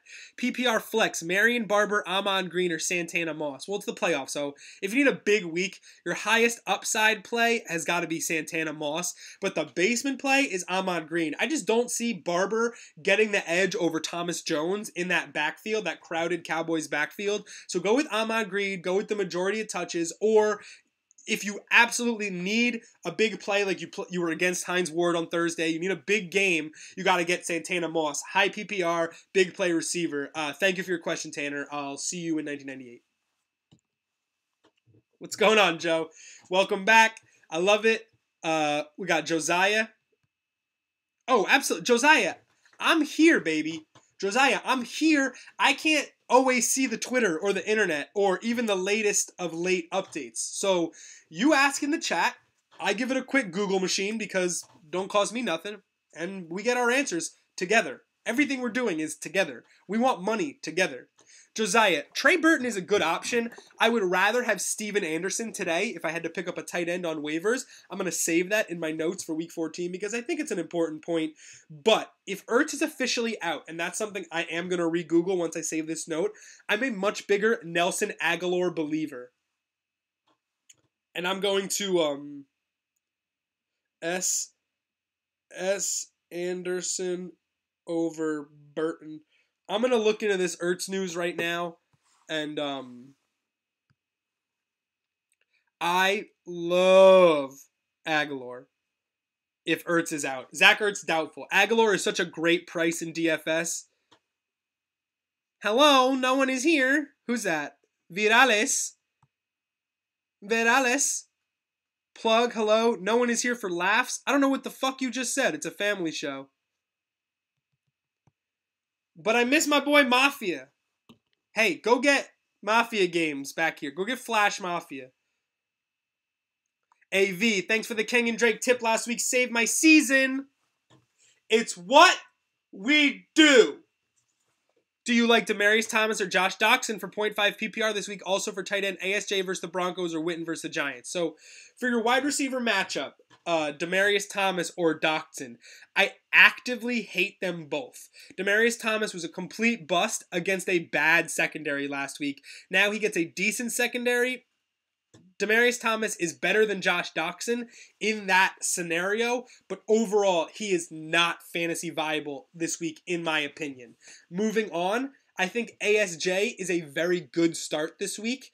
I don't think Witten is ever a fantasy relevant start. I don't care about the Giants giving up points to tight ends. Jason Witten is a dad on the field, and he's just there to keep Des Bryant calm and to give him a juice box when he needs it, all right? So, I mean, I know what you're doing there, but I think ASJ is your best chance. Mostly ASJ because you know that Talib and Harris are going to lock down Anderson and Curse. You know those two guys are locked down. So we get a bonus with ASJ against a team that is losing linebackers. Virales.tv, most puzzling comment of the day. I hope he's the plug with the logo. Oh, ASJ, man. ASJ's in his own head about these tight ends getting called back. But I think he's going to get one, and he's going to spike it super, super fucking hard today. I just think he is. He deserves it, too. But the Broncos' defense is not that good. So the Jets are going to find ways to exploit it. Let's catch up with the chat. Morris or McKinnon, PPR, JB space V. JB, normally I would go McKinnon on talent, but Morris is in a better spot here. Positive game script, positive matchup against the Giants. And positive workload. If they go game script too, he's going to get tons of work. Seals Jones or ASJ, tough call. I think ASJ has a slightly better matchup because I think he is the more targeted receiver. I think when you get in the red zone, Fitzgerald also becomes an option. I love Seals Jones. I started him last week. Obviously, they like him too. It's just not consistent enough when I know who ASJ is. So that's just me. If you were in DFS, Seals Jones, you're probably going to save a couple $100, but it's a decent option. Keith, I miss you, bud. Need to fill out my RB2 and flex. Hunt, Drake, Lee. I would probably bench Hunt. Raiders defense has given up less than 80 yards in 3 straight. It's actually crazy how good the Raiders' run defense has been. And those have not been in blowouts because the Raiders haven't been blowing anybody out. It's been close games where the other team wanted to run the ball and they just weren't able to because the Raiders were tight inside. I don't understand it. But Drake and Lee both have positive matchups this week and should both go in your lineup. Really good luck this week in the playoffs. I want you to win. Catching up on the chat. 5 minutes and then we have our special announcement. Usually we do special power rankings, not like NFL power rankings. We do like best fighting game characters. We have a special segment at 11:30 instead of power rankings. So I need you to just stay out with me for 6 more minutes until we do special stuff. Come on. I know you're excited for it. If Tim goes and gets breakfast and misses it, I'm going to be devastated. Tanner, you better be here too. Kyle left. He's a schmuck. Just says hi in pieces. Great. Kid Legend, what's going on, man? I like Kelvin Benjamin as a football player. I really want him to get healthy, but there are 3 things, actually. I know he has a torn meniscus. I know Nathan Peterman's his quarterback. 4. I know the Colts are getting their best cornerback, and I know the weather is going to be bad. I am in no way starting Kelvin Benjamin. I'm in no way starting Kelvin Benjamin this week. How do I feel about the Cardinals defense for week 16 versus your Giants? Well, Christian, there's a good chance that, we don't know who the starting quarterback is for the Giants. The Cardinals' rush defense has been pretty good, and Patrick Peterson will lock down whoever's relevant. So it's pretty much Evan Engram against the Cardinals defense next week. It's also the Giants traveling to Phoenix. Not easy. They have struggled there. And I think the Cardinals defense is going to be fine, just fine. Maybe a pick 6 at home next week against the Giants. Next week. What's going on, JBV? Garoppolo or Mariota? This is one that we've been toying with almost all season. This Mariota start-sit conundrum. He's been very inconsistent and very disappointing. This week, I think, continues to be one of those weeks. The Cardinals have a very good secondary. They're very good against the run. That makes it a matchup problem for what the Titans are trying to do. Jimmy G, Totally changed that offense last week. 5 red zone trips against the Bears. Can't be wrong. Let's start Jimmy G. Let's roll these MFDs and let's make it happen. 3 minutes. I'm going to take one more question, 2 more questions, and then we're going to do our 11:30 segment that I need you to be a part of, that I'm so excited for. It's one of our most ambitious things ever. And then afterwards, while that's going on, we're going to get all our inactives. All the inactives drop at 11:30. So we're going to know, we're going to be able to answer more questions. We're going to be able to clear up our maybe pile. If you're new and you don't get what's going on here, you'll be like, hey, he's just fancy. I don't normally wear a tie. I live the V-neck life, but it's week 14, and I am about my business, all right? I draft in September to make my lineup today. Week 14, playoffs. I have semifinals. I have week 1 of 2-week playoff matchups. This is why I play fantasy football, to get super jacked up 11:30 a.m.s in December. And I hope you feel the same way I do, because that's why I'm doing the show, to just kind of bask in this communal energy. But I can't tell you how excited I am. What up, duh? I can't tell you how excited I am for fantasy playoffs today, man. We are so out here. That's right, juices. That's right, the juices. We're so about our money. Juices, I don't know if you saw this. FanDuel, baby. FanDuel. FanDuel. I'm getting paper. We really win fantasy football. Okay? Paper. We really out here. That's not $1 million, but it's still... How often you guys get a check? How often you guys be getting checks sent to your house that say FanDuel on them? That's the first one I've ever gotten, because I didn't start playing FanDuel till this year. But we do DraftKings. No, yeah, juices, yeah. No, that's Millionaire Maker. I've been playing DFS for a little while. What's going on, Adams? Thanks for popping in. We have a special thing at 11:30, man. We're getting really excited. We're not doing power rankings. We have a special thing. I can't play FanDuel. Oh, because of geography. That sucks, Amy. Man, that stinks. Adams, I wore the tie because I'm all about my business in week 14. This is serious postseason stuff. I'm trying to win you money. I can't just be rocking the deep V. I gotta let people know I'm not a businessman. I'm a business man. I got a couple questions I can come back to at 11:30. Everybody wants to be famous. Nobody wants to put the work in. Everybody wants to be famous. Nobody wants to put the work in. All right, gang, talk to me. So here we go.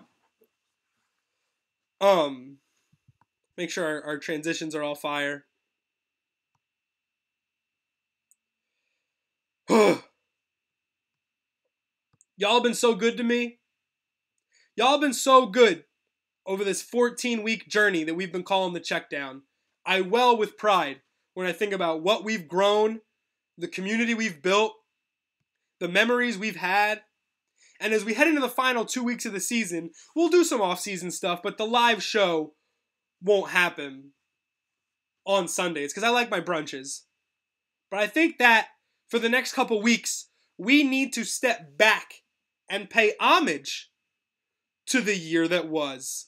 And that's why I'm proud to debut the inaugural Checkdown Awards.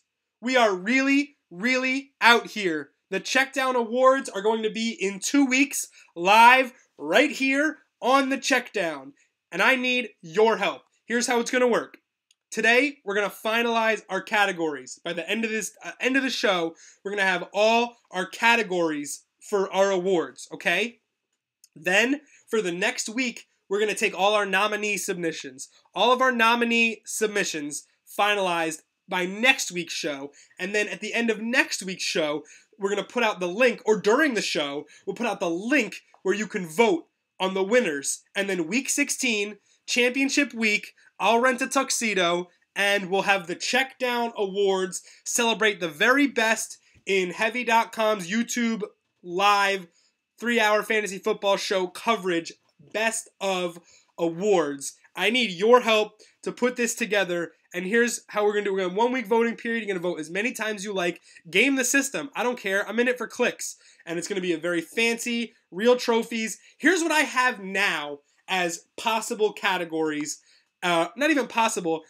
I think these are going to be, really popular, and I want you to vote, and then we'll talk more about it as the show goes on into next week, and we'll decide which one of these we like and which ones we'll add. First one, the best power ranking 4. The best 4 out of the 12 or 13 power rankings we've done this year. So that's going to take some archiving. That's going to take some deep digging.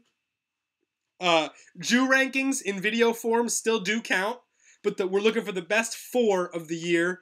We also want our most unwanted comment. Our most unwanted comment. Who posted something in the chat that totally turned the conversation? Most unwanted comment of the year. You might remember one. You might have something in mind. I'm here for it. Next one, worst advice. What's the worst advice I gave this year? Just last week, I told someone to start Case Keenum over Alex Smith. Alex Smith was the number 1 player of the week. I don't know if he won, but I didn't feel very good about myself. That might be a leading nominee right out the gate. Worst advice. We can't be perfect. Worst advice is a real category. Rick's low point. That's a category that I love. I've been doing this for 14 weeks, 3 hours in the chair. Sometimes things don't go right. I have had severe schwitzes. I've had the need to walk away. I've had multiple bathroom breaks. I've had the emoji board fall on me while talking running backs. What is the low point of the show? Hate speech in the chat? That's a low point. The low point of the show, that's one of our awards. We're also looking for best chat moment. What is the best chat moment? We've had some great debates, some great laughs, some great appearances, some great cameos. Matthew Stafford's been in the chat. Celebrity appearances, best chat moment. We're also looking for our favorite video break. We've been watching videos together on the show. We watched McDLT. We watched Gordon Ramsay make eggs. We've been watching some college highlight videos. What is your favorite video break of the year? We've been watching Golden Girls theme song. We've been watching a lot of videos during the show together, sometimes multiple times. So, favorite video break, emoji of the year. That's right. The board's involved. The board is very much in play. I want your pick for emoji of the year. And there's a small chance the winner stays around for next season. Emoji of the year. That's a big award. That's a big award. Player of the year. This is not necessarily a current player. We just did a question about Santana Moss. He's eligible for player of the year. It could be player of the year in a disappointing way. Amari Cooper is a player of the year candidate. Julio, WHO, Julio Jones is our player of the year candidate. Most talked about. And lastly, fantasy question of the year. This could be condiments, sitcoms, music, wrestling, traffic, countries, politics, old running backs, new running backs, anything, any question that was posed to me over the last 14 weeks can be submitted as a nominee. And if you think of another category, bring it to my attention. But this is what we're going to do the next 2 weeks. I've been super excited about it. The Checkdown Awards are coming to you. We're pulling out all the stops for the next couple of weeks. I'm super excited. Now we're going to catch up with the chat because we've been ignoring the chat. But I think this is something that I want you to be participant in. And let me know how you feel about it at the Rick Rosen or on heavy.com. And the Checkdown Awards, they're coming. They're coming for you. And that's what we do. Instead of power rankings, this will be good. For the next 2 weeks, we'll talk about that instead of power rankings. Now that we have some inactives, let's catch up here.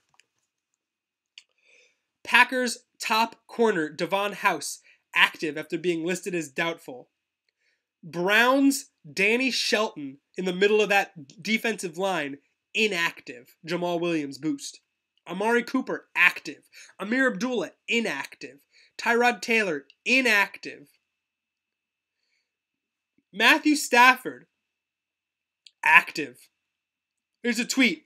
Pre-game warm-ups. Routes on air. But Matthew Stafford just completed 3 straight 40 to 50 yard bombs to Tate, Jones, and Galladay. Looks pretty good to me, man. Looks pretty good to me, man. Gotta bat these hiccups away for our last half of the show, and then it's playoff time. 20 minutes to Millionaire Maker.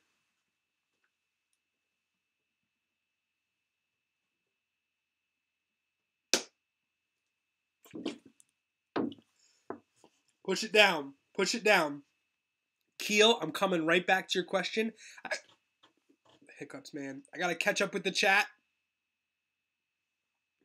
And, let's go.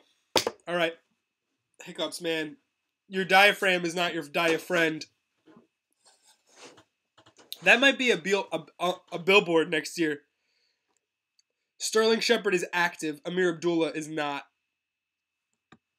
Wow. Okay. Woo. Let's settle in for the second half. All right. Morris or Lynch?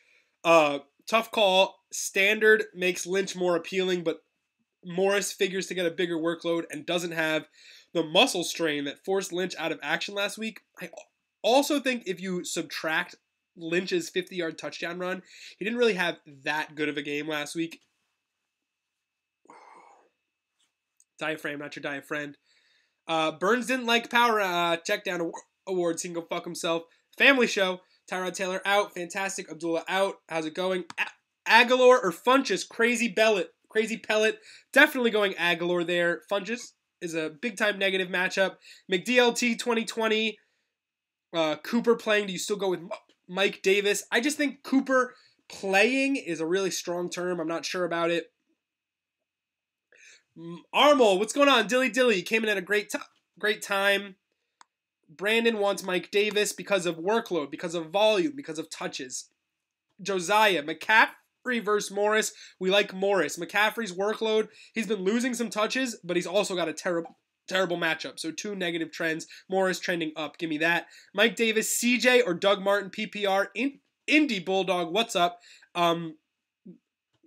Normally, I like Doug Martin, making me nervous. Mike Davis doesn't get enough touches. If you compare these 3 names, Mike Davis might be the number 1 most fantasy viable while getting the 3rd most touches. And against Jacksonville, I want to stay away from that matchup if I can. So give me Doug Martin, decent matchup. Cooper did torch the Chiefs, but now he's got a bum ankle and he's on a snap count. Another question for me, Pirine, Evans, Crabtree, Gaudon. Pirine's favored. Yeah, no, Pirine's favored. But Keel, what happened is Pirine, the Redskins got behind. Thanks, Josiah, man. I'm working on it. Pirine, when Washington starts playing from behind, Byron Marshall becomes the guy. So I would much rather have Crabtree over all those guys. Crabtree's going against broke Darrelle Revis all game. Come on, guys. Come on, Shelly, come on. I need Michael Crabtree in my lineups today. I need it. Josh, Gaudon. Amari or Mike Davis? I got Mike Davis, but it's close, Jeff. It's close, Jeff. And if you need more points, Jeff, if you're going against a loaded team, Jeff, you might just want to go Cooper, Jeff. I think that makes sense, right? Cooper's definitely got a higher ceiling than Mike Davis. Nobody's arguing with you. I keep forgetting, not in love anymore. Nabil, what's going on, man? Nabil, you missed some really good segments today. Nabil, you missed some really good segments today. I'm going to hold your breath. Okay, this is for Nabil. Counting to 30. Nabil, welcome to the show.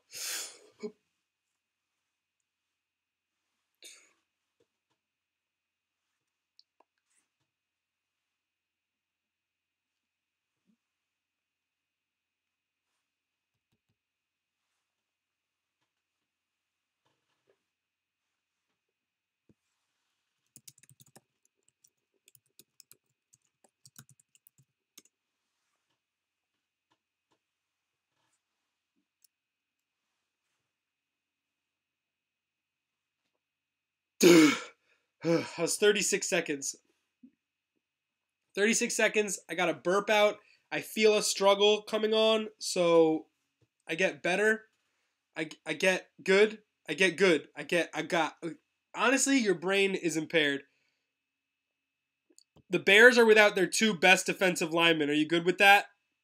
Pernell McPhee. Oh, Stafford or Winston. Eric, you were really big on that, man. Sorry, Eric. I missed that. All right, baby. Great television. Yeah, Nabil. Thank God you showed up. Damn. All right.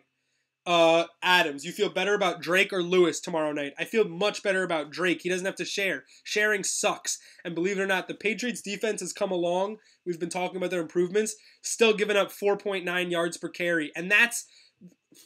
The crazy thing is, like,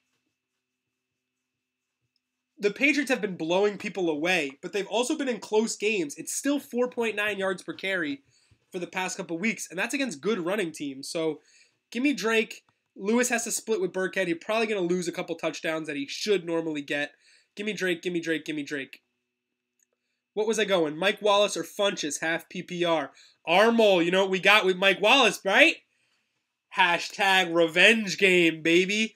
A lot of people forget Mike Wallace was a pretty good Steelers receiver, and they were like, no, we can't make Mike Wallace our number 1. We got this 3rd receiver we took in the 5th round called Antonio Brown. We think he's going to be really good, so we're going to let Mike Wallace walk.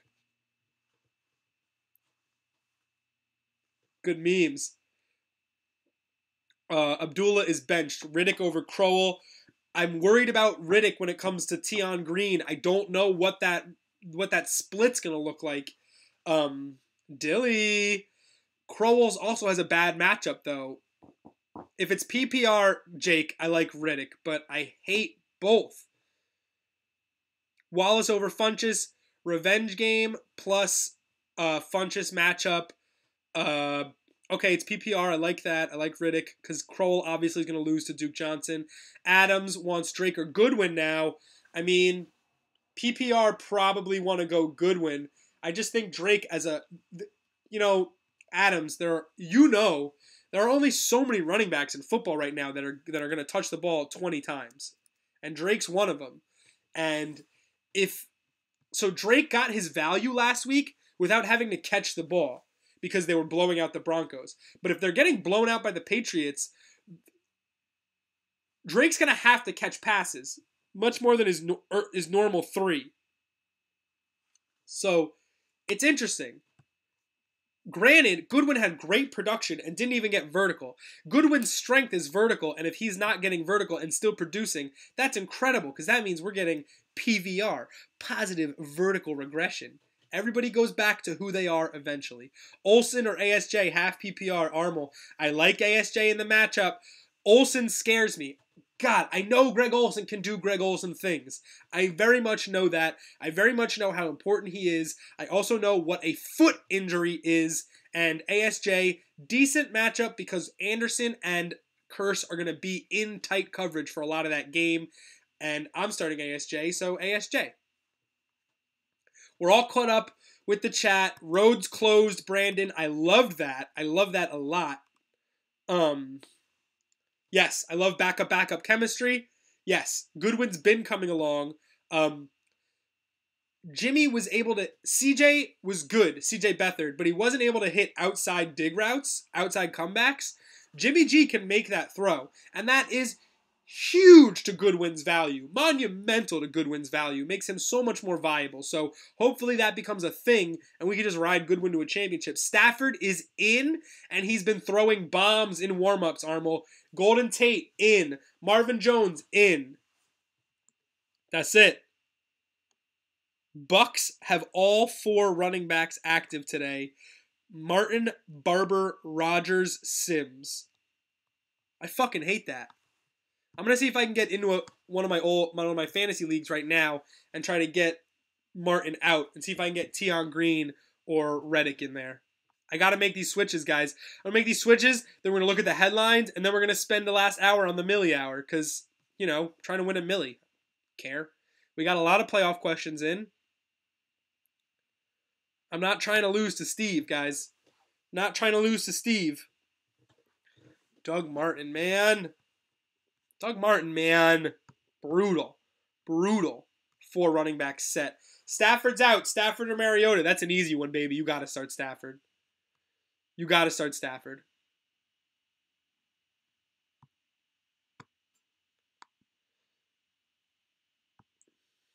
But they try to tell me what is right for me.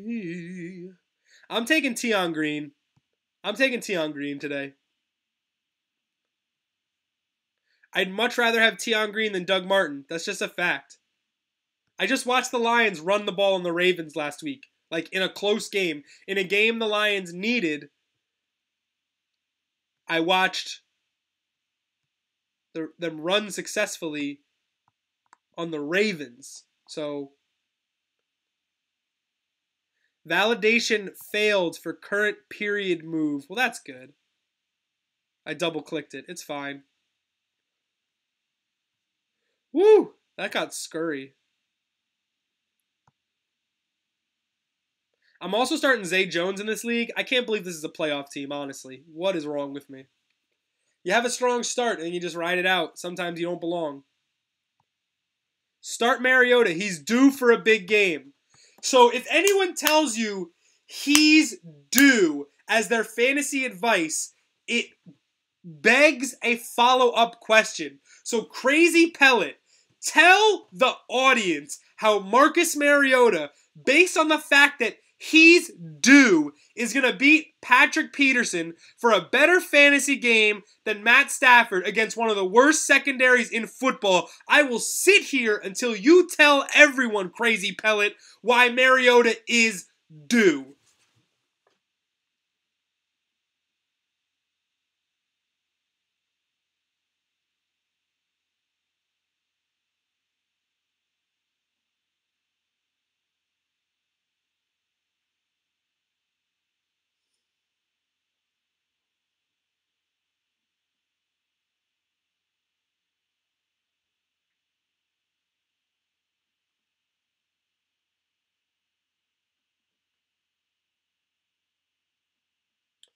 He scores on run ADs and Walker's on fire.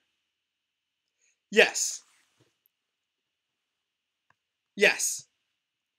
Great. Delaney Walker is on fire. The tight end. For 60 yards in 8 straight contests. Great. I'm super excited. Marcus Mariota is due. Look at these numbers, man. Look at these numbers, man. Look at these numbers. So, what I have here, these are winnable football games. These are defenses that have been beaten badly in the past couple of weeks. These are all defenses that have been abused in the last couple of weeks. The Ravens got lit up by the Lions, right? The Bengals have been lit up by everybody, including the Steelers. The Steelers got lit up by the Titans were scoring on the Steelers. Come on, man. This is ridiculous, man. Look at these passing totals. 150, 184. I don't know why. Nothing about the Titans. Nothing about the Rashard Matthews on Patrick Peterson. That's your argument. Shout out to Voltaire Cycles in Denville. That's your argument? Rashard Matthews is back against Patrick Peterson? That's how we're going to say Marcus Mariota over Matthew Stafford? Man, you're doing the old guy thing. You're doing old guy stats. Old guys, he's got a good face. He looks like a winner. Play the matchups, my guy. Tampa Bay's defense has been very bad. Slot receivers have torched Tampa Bay's defense. Matthew Stafford has been very good the past couple weeks. He's got 2 good receivers. Like Crazy Pellet, man. This is the playoffs, man. You can't be giving people that analysis. You're literally messing with the last 4 months of someone's life based on he's due. If someone didn't show up for work 3 weeks in a row, would you think they were going to show up on the 4th week because they're due? That's not how this fucking thing works. It's a family show.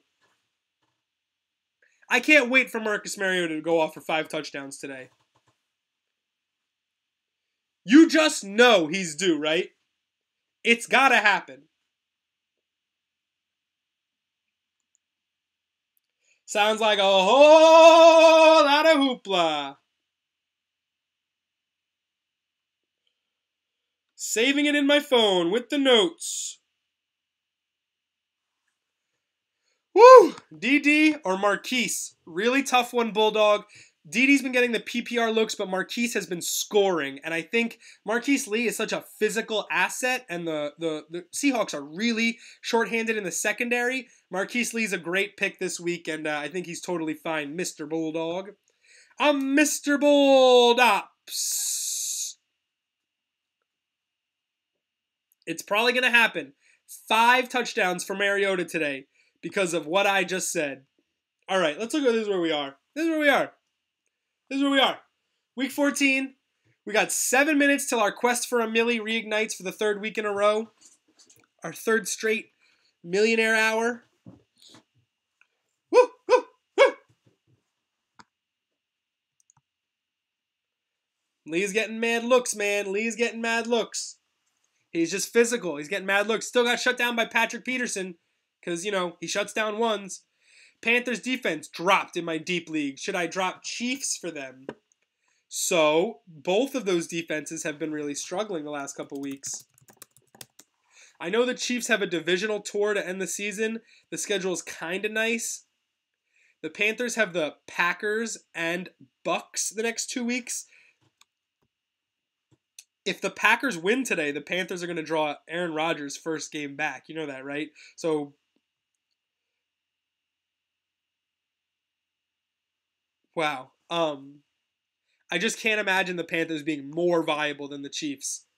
If anything, it's equally below average, but not happening.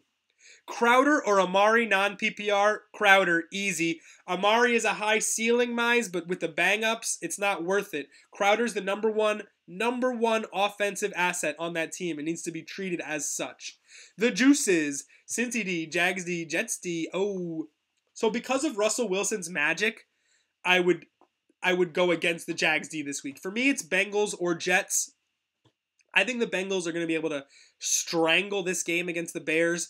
The Bengals play really well against opponents they don't play often, and the Bears are that kind of team, and they're going to be in great shape. The Jets is another attractive option. The top defense last week was the Dolphins. The Dolphins are a bad defense. They just happened to catch Trevor Siemian on the road, and also the Broncos had the flu last week. The whole team was sick.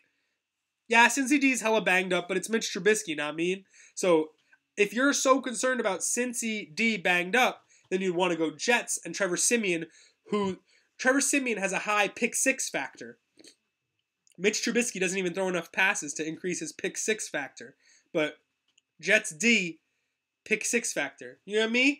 The 1 hour clean is closed. They all got the flu. You believe that?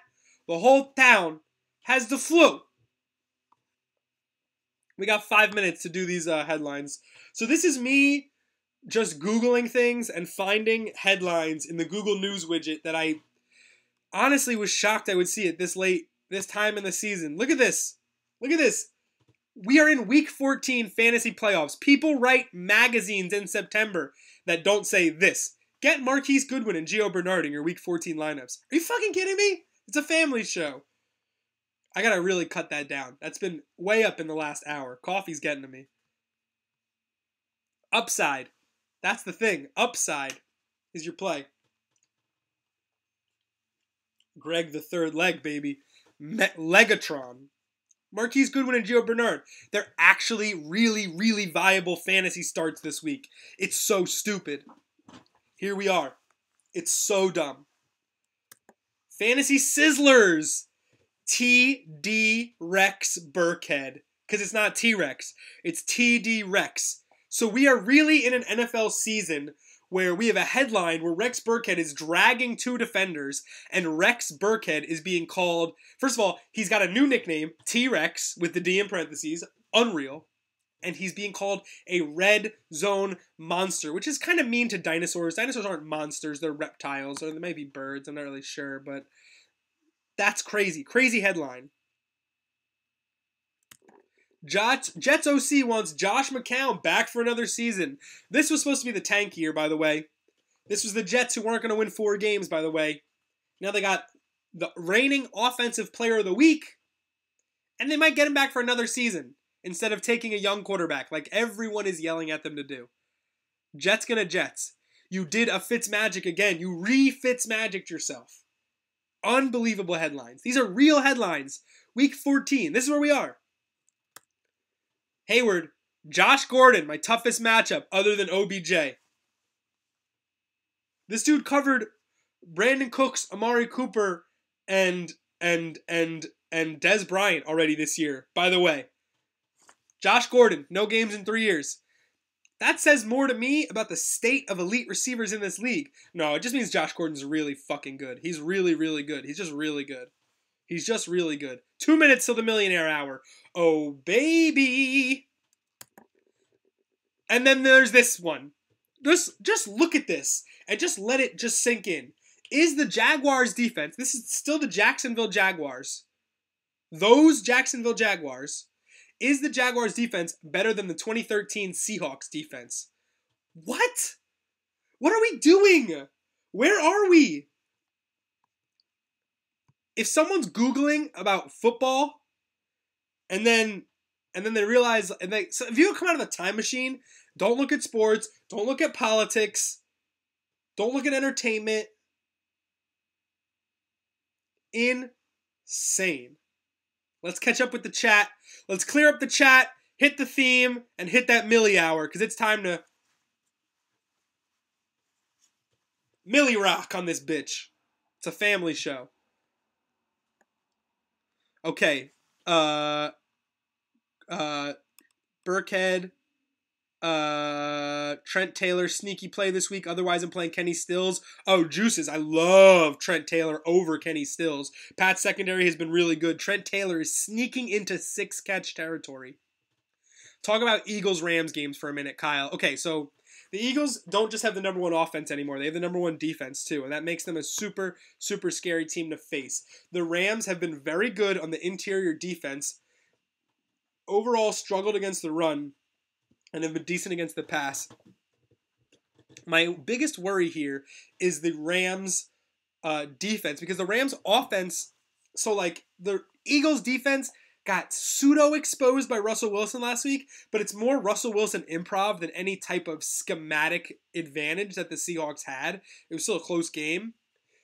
The difference is that the Seahawks held the ball, didn't let Wentz have it, and their defense forced mistakes, and Wentz just wasn't at his best. Now, the difference with the Rams is Jared Goff is not Russell Wilson, but the revelations that Sean McVay is making audibles into the headset at the line of scrimmage has totally changed my perceptions of the Rams offense, because now I'm not evaluating Goff as a field general. He's literally just focusing on execution and letting the heavy lifting, which is the line adjustments and blitz audibles, go to the coaches. So to me, that means the Rams can play with anybody and totally changes how I view their offense. For me, that game is as close as it could be in terms of skill. I'm leaning Eagles. Overall, I would say that the Eagles have an advantage. The Rams, the last time the Rams got into this elite matchup, they got dusted by the Vikings. So I'm leaning Eagles. The Rams are a young team.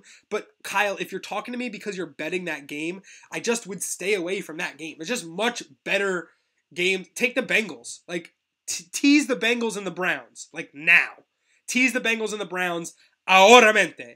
Because that's a way, way, way better place to invest your money than Eagles or Rams. Two really good teams and a matchup that could slide either way. All right. Too much time. Can Shohei Ohtani make it as a two-way player for the Rams? No. 17-13. Flow scoring. QB Rivers, A. Brown, Sanu, Miller, Davis, Anderson, Aguilar, Gould, Tennessee. Yeah, your defense worries me. I would try to pick up Cincinnati off free agency or Jets off free. Jets is on all over free agency, but it is what it is. Josh McCown's having a better season than Keenum, but Keenum will make the Pro Bowl. I think McCown can make the Pro Bowl because there's less insanely good quarterbacks in the AFC, and then, Brady's going to not go to the Pro Bowl because he's going to the Super Bowl, so I think there's a good chance McCown sneaks in. But when you go to the NFC, you got Goff, Wentz, Breeze, Matt Ryan, Cam. It's harder to win the vote in the NFC Pro Bowl quarterback. I know Keenum's had the season, but it's going to be... I'm just saying it's tough. It's very likely McCown gets in and Keenum doesn't. It's not so outrageous. I got to do the Stafford stack today. I think that's what I'm doing. Stafford... I don't know. Hey, Manchester Derby's on and I'm not getting updates? That's so... I gotta know. Alright. Let's hit the theme song. Let's hit the bathroom. And then we're gonna come back. We're gonna come back better than ever.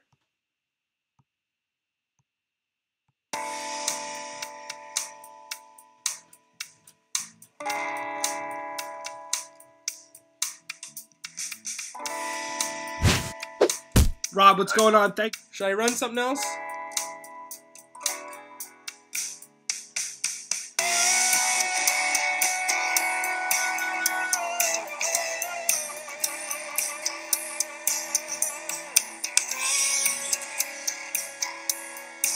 Start it over. Wind it back, baby. Wind it back. Ow!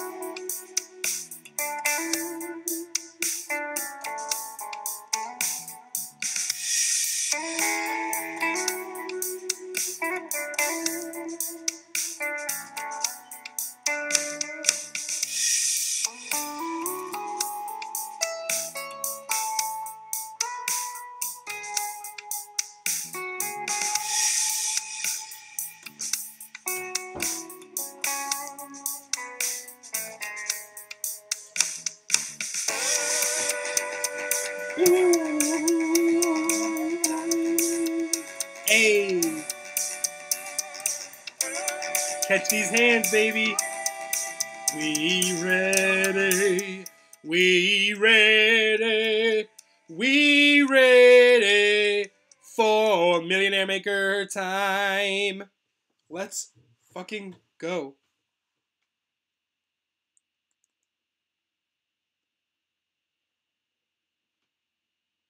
I gotta send a fiery text real quick.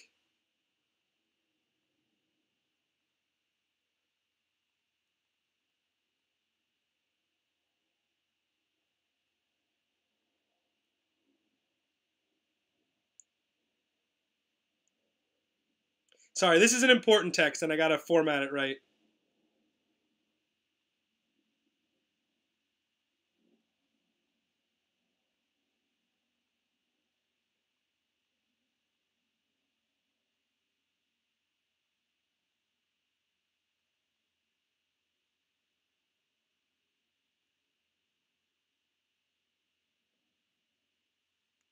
Alright. Alright. Alright. Let's fucking get it, dude. Let's get this. Let's go. Let's hit the theme song again. I gotta hit the theme song again. Now that I'm here and I'm sitting in the chair, I want to hear it. There's always a small chance that it's gonna hit and it's gonna be Kanye. Are you ready to go Millie mode? Millie mode, baby. Rah.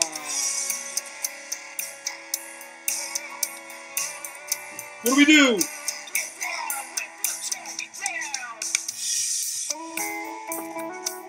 Armel, who's bleeding in the derby? I'm getting text that somebody's bleeding. So stupid. Oh! Plugging in, baby. Millie hour. Time about that time.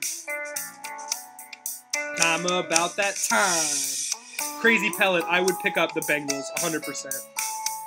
Oh, Kyle, you saw him? Oh, Kyle, you saw my little Princeton lacrosse, John? That's for you, baby. Snare twice. Alright, guys. It's the moment I've been waiting for. The last hour of the show. dedicated to the procurement of $1 million, dedicated to DFS, dedicated to being the most exploitative of matchups, getting to celebrating as a show our fantasy knowledge and our love of winning money. I do this for you. Hey, listen. One of us, I had texts up. One of us is going to win, guys. Someone in this chat, one day.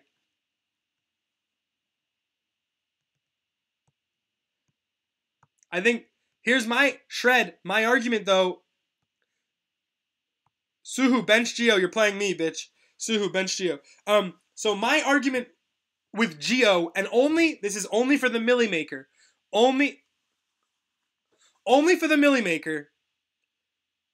Everybody's going to have Gio. Everybody's going to have Gio. But everybody had Drake last week and it worked. So I don't know. Everybody had Gio, though. You know what I mean? That's my fantasy football share group. Tennessee for Cincinnati. That's a great play, man. Okay, upcoming. So I have one roster done already. And one to fill out. And then I have one more we'll make on the show. So the one I have filled out is an Alex Smith, Tyreek Hill, Travis Kelce stack. It was number 1 last week. They have a great matchup again this week. So why not just go back to the well? Nobody else will. Then we got Gio Bernard and Lamar Miller, 2 high-volume plays. Aguilar with Ertz out. Josh Gordon, the big man. Evan Engram in the flex, the number 1 Giants option, beasted last week. And Jets defense against Trevor Siemian. That's just our first pass. We got a couple bucks to spare. I'm not feeling a double tight end flex, but I do like the Chiefs stack. Let's get another one. Let's get another lineup. Guys, let's talk Millie Maker. Transition your comments. Let's talk Millie Maker. Another stack that we liked, we were feeling Stafford, right? Stafford and Marvin Jones. Tate was a big one too. I like Fitzgerald too. Larry Fitz. Players I don't like. I don't know. Obviously not big on the Titans. You like Houston D. I'm not big on it. Sell me on Houston D. They got Jimmy G. Jimmy Garoppolo, I bet against him last week. He went 5 straight to the red zone, Scott. 5 straight to the red zone. So here's the thing. If you go cheap on Gio, give me Melvin Gordon. He's expensive. But if you go cheap on Gio, you can get big talent other places. Everybody's going to take Gio, man. Every single lineup's going to have Gio in it. Now we got to get some cheap stuff. Flex PPR, Crowell, Watkins, or Cooper. Suhu, you're playing me in a semifinal. Every question you ask, what do you think I'm going to do here, man? I'm playing you in a semifinal this week. Okay, Christian, DeAndre Hopkins, I think, is going to be a monster. That was my next ad. I think DeAndre Hopkins is going to be a monster today. Hey, Jeff, what's going on? Welcome. I'm not a big truster of Kareem Hunt this week. The Raiders' defense has been very good inside for some reason the last 5 games. What's going on, man? I really appreciate you popping in. You missed a good show. You're late. You missed a good show. We're doing the Millionaire. Oh, my God, I forgot the decorations for the Millionaire Hour. Here we go. Get some yacht. Get some caviar. Now we're swanking on them. Didn't miss shit. Oh, yeah. Burns, you ready to catch this timeout? You ready? And there you go. Blocked for 5 minutes. Great. Just kidding, man. I will never do that to you. But I really think that you doing that is you should know that, you shouldn't. I forgot I'm supposed to not go through my texts while I'm not going through my texts while I'm on the thing. I have Cooper. No, you're right. Dude, I get crossed. I put Burns in timeout. Yeah, ask for it. I'll put him in timeout. Is Mike Davis hype real? The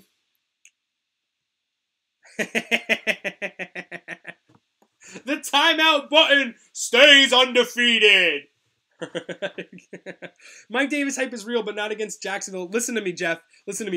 I gotta get DraftKings up. Listen to me, Jeff.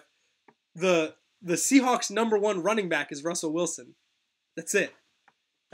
There's too many running backs. There's not enough touches. The #1 running back is Russell Wilson. I'm worried about that game. Plus, they can't. If they were only going to run the ball if they're ahead in game script, and that's probably not going to happen. Murray, Diggs, Ajayi, Pirine, Josh Gordon. Who instead of Hunt? Oh my God. Almost any of them. Murray, yes. Diggs, yes. And Gordon, yes. Easily. Jeff. Flex PPR, Crowell, Cooper, or Watkins. Currently have Burkhead and Pirine in it, running back. Crowell's not good enough for you to start benching Pirine or Burkhead. I definitely think Watkins is good, but he has a tough matchup. So your options are basically Crowell or Cooper, or Crowell or Watkins, which kind of sucks. I think Crowell. If I had to pick one, I would say Crowell or Cooper. But the snap count for Cooper really bothers me.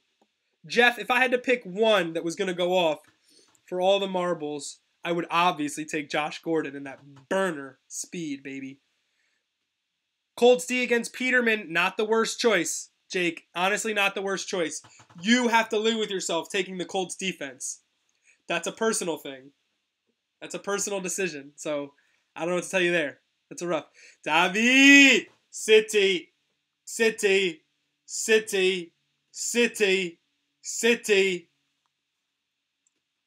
Tight end, give me Evan Ingram. Is Colts better than Packers or Browns? I think so. I think they're both better than that matchup. I keep forgetting we're not in love anymore. Oh, Aguilar was the guy. I liked.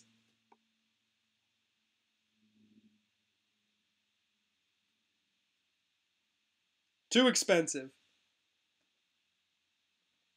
We're short on money. We have negative 200 remaining. We probably got to get one of these 3 out. One of these 4. Yeah, definitely.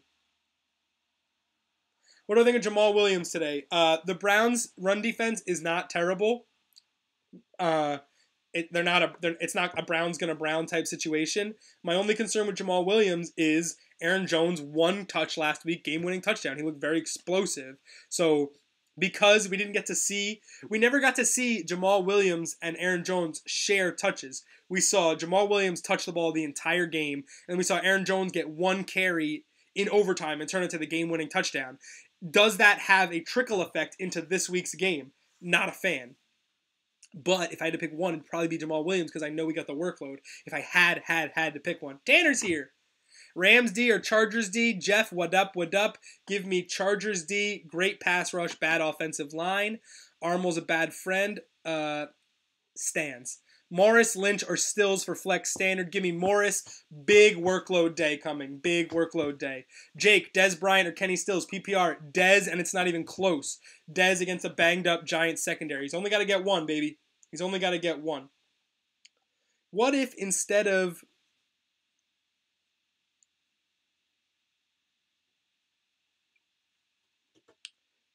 Tate is more expensive or cheaper? I don't think I actually went down in price there.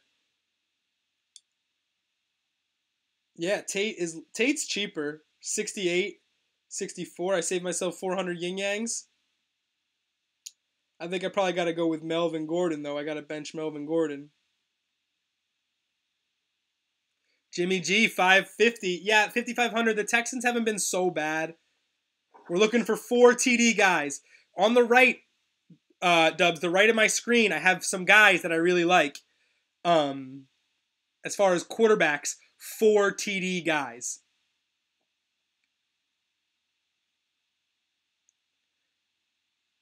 What about Jimmy G and Goodwin as a stack? So it's not bad. I just don't see Jimmy G as the 4 TD guy that I want at my quarterback. Alex Smith won the Millionaire Maker last week. 4 toadies. 4 toadies. That's what we want. Get Melvin Gordon out of here. Austin Eckler's taking his touches. Morris is not a bad choice here. Stafford, Gio, Morris, Fitz, Hopkins, Tate, Engram, Aguilar is so nice.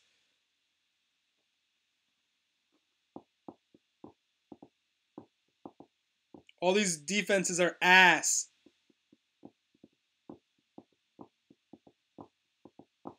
All these defenses are ass. I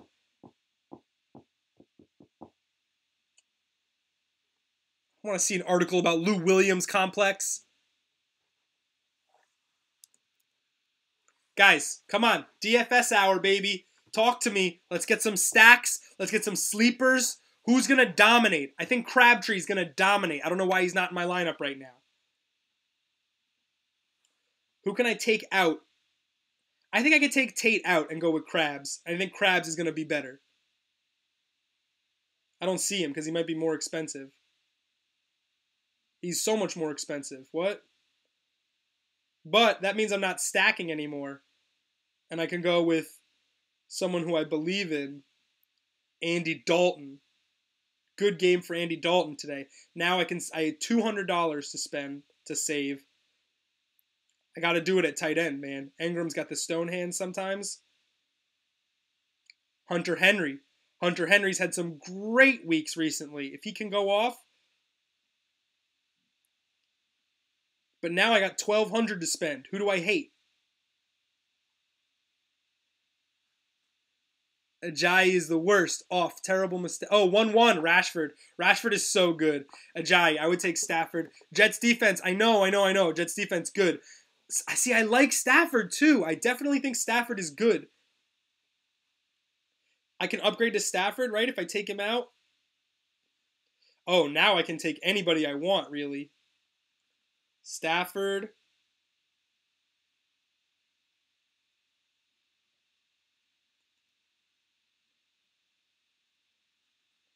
Both goals could have been avoided. What is Philly Rios, Adams? Philly Rios, what is that? I don't know what that is. You're killing me. Glory, glory, Man United. Ooh, Josh Gordon over Aguilar. Fire Flames. Gotta do it, baby. Gotta do it. So now we've spent every dollar possible. Stafford, Gio, Morris, Krabs, Fitzgerald, Hopkins, Henry, Gordon. This is one of the best lineups. Thank Christian. Thank you, man. Christian makes a lot of sense. On the road, too. Give me a home quarterback. Rodgers. Jameis isn't the worst play here, guys. All the shit I hear about their play calling, though, being so bad. I go right back to Andy Dalton. Rivers is too expensive. But look at the rest of the lineup. Gio and Alfred Morris, cheap plays based on volume with PPR upside. Crabtree, stud situation. Fitzgerald, stud situation. Hopkins, stud situation. Gordon, stud situation. Yeah, Mariota, suck my dick, crazy pellet. It's a family show. What's good, Adriano? ¿Qué pasa? Muhammad's the most popular name in the world, Tanner. Read a book. Diggs, Hilton, Funches, Dez, Jamal, Duke. Pick 2. Pick 2 receivers and a flex. Buttery Biscuits, give me Goodwin over Shepard. Goodwin's just a number 1 today. Eli Manning prediction today. Decent but not good enough. Inaccurate. Couple picks. It's not on him. The receivers aren't good. Pick 2 receivers and a flex. Dig, Hilton, Funches, Dez, Jamal Williams, or Duke Johnson.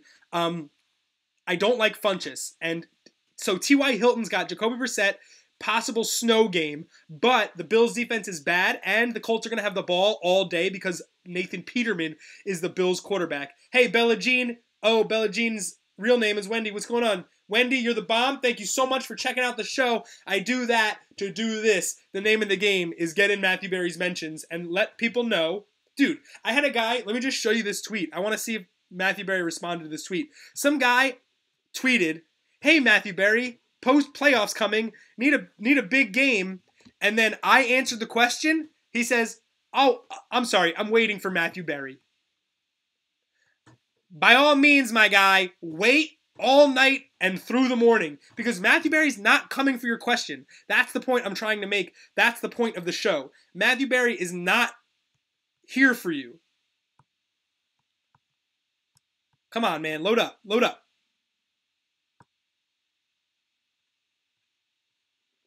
Give me all my mentions.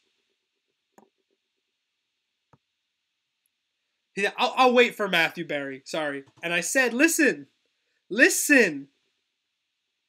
I'll Venmo you $10. Where is it?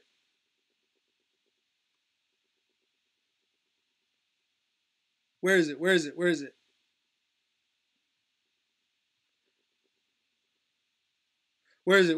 I'm having fun here. This is yesterday. We're getting there. Oh, there's Wendy's questions.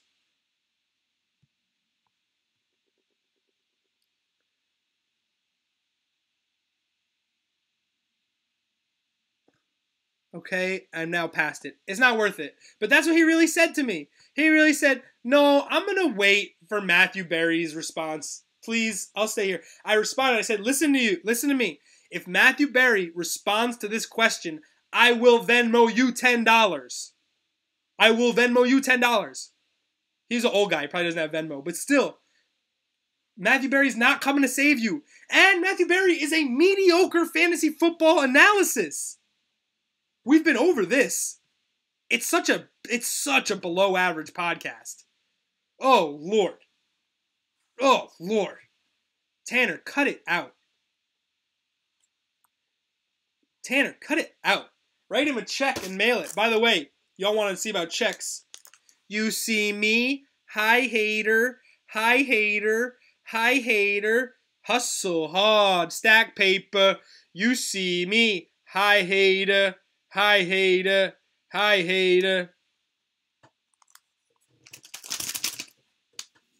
not doing this to score individual, I'm taking the fantasy out of it. I'm playing football. I'm winning money.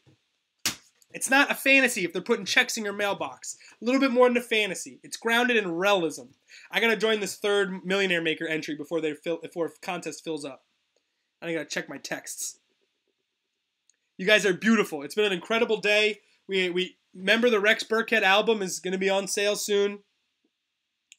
I keep forgetting we're not in love anymore. We don't want to see the name. We want to see the numbers. What's that mean? Oh, the check. Yeah, the check. It's a couple $100, but it's still a withdrawal. I mean, a withdrawal is a withdrawal. Right? Withdrawals. Kyle, look at me. A withdrawal is a withdrawal. Keep forgetting we're not in love anymore. I got Michael McDonald in my brain, dude. Is the Millie Maker full? Millie Maker's full, guys. Wow, Millie Maker's full. We only have 2 entries this week. That is so booty.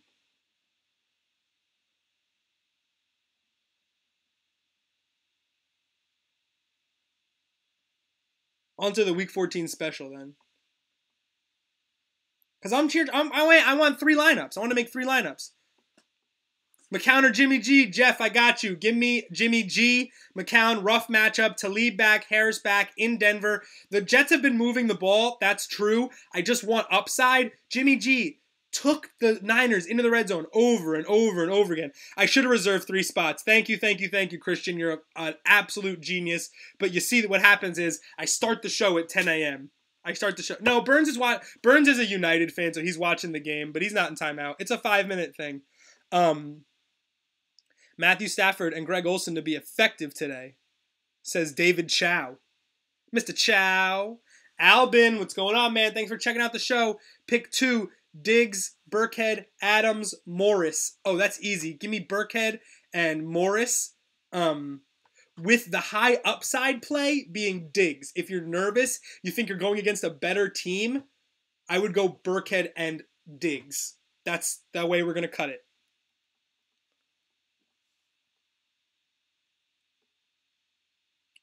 I keep forgetting we're not in love anymore. I just drafted this one. It didn't save. It didn't save. It didn't save. Why are the Browns projected 10 points? Because they had Josh Gordon last week. Did you not see them? Yeah, they're going to be fine, dude. What was this lineup? I really liked it. Bernard. Because my receivers were studly. This is one of the most balanced lineups I've ever had.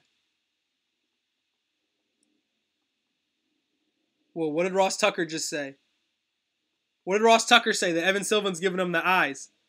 Thanks, man. I already got wrecked by Kamara. Ow, Albin, no. It's surprising how many people on the checkdown had Kamara. Oh, whoa. That's the Bills game, guys. That is the Bills-Colts game. That's Nathan Peterman in the snow. Wow, wow, wow, wow, wow. I might go Colts D now. Wow, that's crazy. That's so much snow. Hopkins, who was the Crabtree, and Fitz. Oh my God, Fitz. We have 3 guys that are guaranteed 10 targets. I love that. I think Deion Lewis is going to play even though he's having an illness. I mean, the problem is he splits with Rex. So if you're nervous, Monday night's always rough, man. You always want to have options. You always want to put something in your flex, but I can't make that call for you, baby. It's a tough one. Deion Lewis could be played. What game was that you just showed? John, that is pregame at Bills Colts. That's what that is. Hopkins, Fitzgerald, Aguilar. That's right. Colts defense in the snow against Peterman, though, but I can't help but think that they're just going to pound it to Shady, and it's going to be Shady. Give me the Bills defense in the snow. I love it. Give me the home field advantage. I just took the Bills defense because I don't care. I'm a sav. I keep forgetting we're not in love anymore. Keep forgetting. I don't need a Melania Trump tweet getting pushed to me. You gotta be kidding me. Out your damn mind. All right. We've had Aguilar. Oh, we had Hunter Henry. That's right.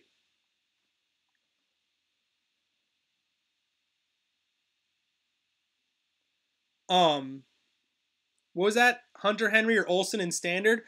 I would take Hunter Henry. I know Olsen is playing. I just think Hunter Henry's production the last 2 weeks is indicative of a kind of a phase shift in the Chargers offense. Can I trust Mike Evans? Jeff, I don't think you have a choice because the Lions defense has been vulnerable and Evans has stud potential. I don't think you have a choice. Just like everyone who had to start Julio last week. Last week you had to start Julio. He got shut down by Xavier Rhodes closing. But you got to start studs, man. That's a stud. What do you guys think about this? Stafford, Gio, Morris, Crabtree. Oh, it was Gordon. It was Josh Gordon in the Fliz. Lynch. I could take Lynch too. I could take Lynch. I could upgrade Alfred Morris or Gio to... Oh, no, I can't. Nope, it's relative. Value's relative, guys. Value's a relative thing. So we have $200 here, and I don't want to make a single change. Except I might be able to dial. So this is what happened last time. You're right. I had Stafford. I switched to Dalton, and this is what happened. Okay. You like Colts D versus Peterman over Titans versus Cards? Absolutely, Albin. I love that.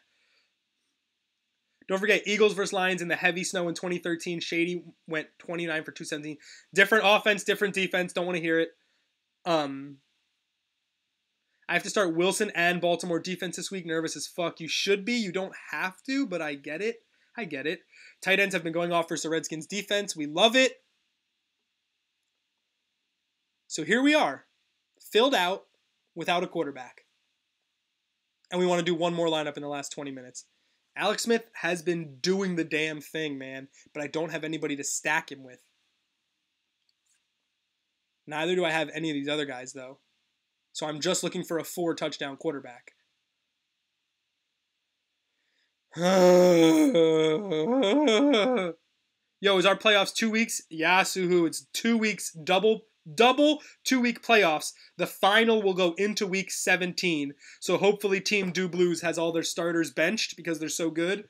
If Greg Zuerlein gets benched, no, yeah, Kamara, you're gonna be fine. You get 10 days. You get Kamara another week. I'm vulnerable. I'm vulnerable. I love Brait over Ricky Seals-Jones. Brait is Jameis Winston's #1 guy with 3 fingers. I think you're totally fine there. Or Keenum. Smith or Rivers or Keenum. Oh, I guess we're all putting together. That's DFS because you ain't got a team like that. So the Redskins been kind of torched the last couple weeks. Alex Smith was the #1 quarterback last week. Keenum is the cheekiest. I know. Thanks, Christian. Keenum is the cheekiest of the 3 plays. I'm tempted to go with Rivers, with Smith because I know. Sorry, I'm tempted to go with Smith because I know how bad Oakland's D can be, and I know how good Alex Smith was last week. So it's like if you took Alex Smith week 1 this year, and then you took him again week 2 because you said this is just how they are. This is how they move the ball. They're going to be in great shape. But keep in mind, the Chiefs lit up the Jets last week and lost.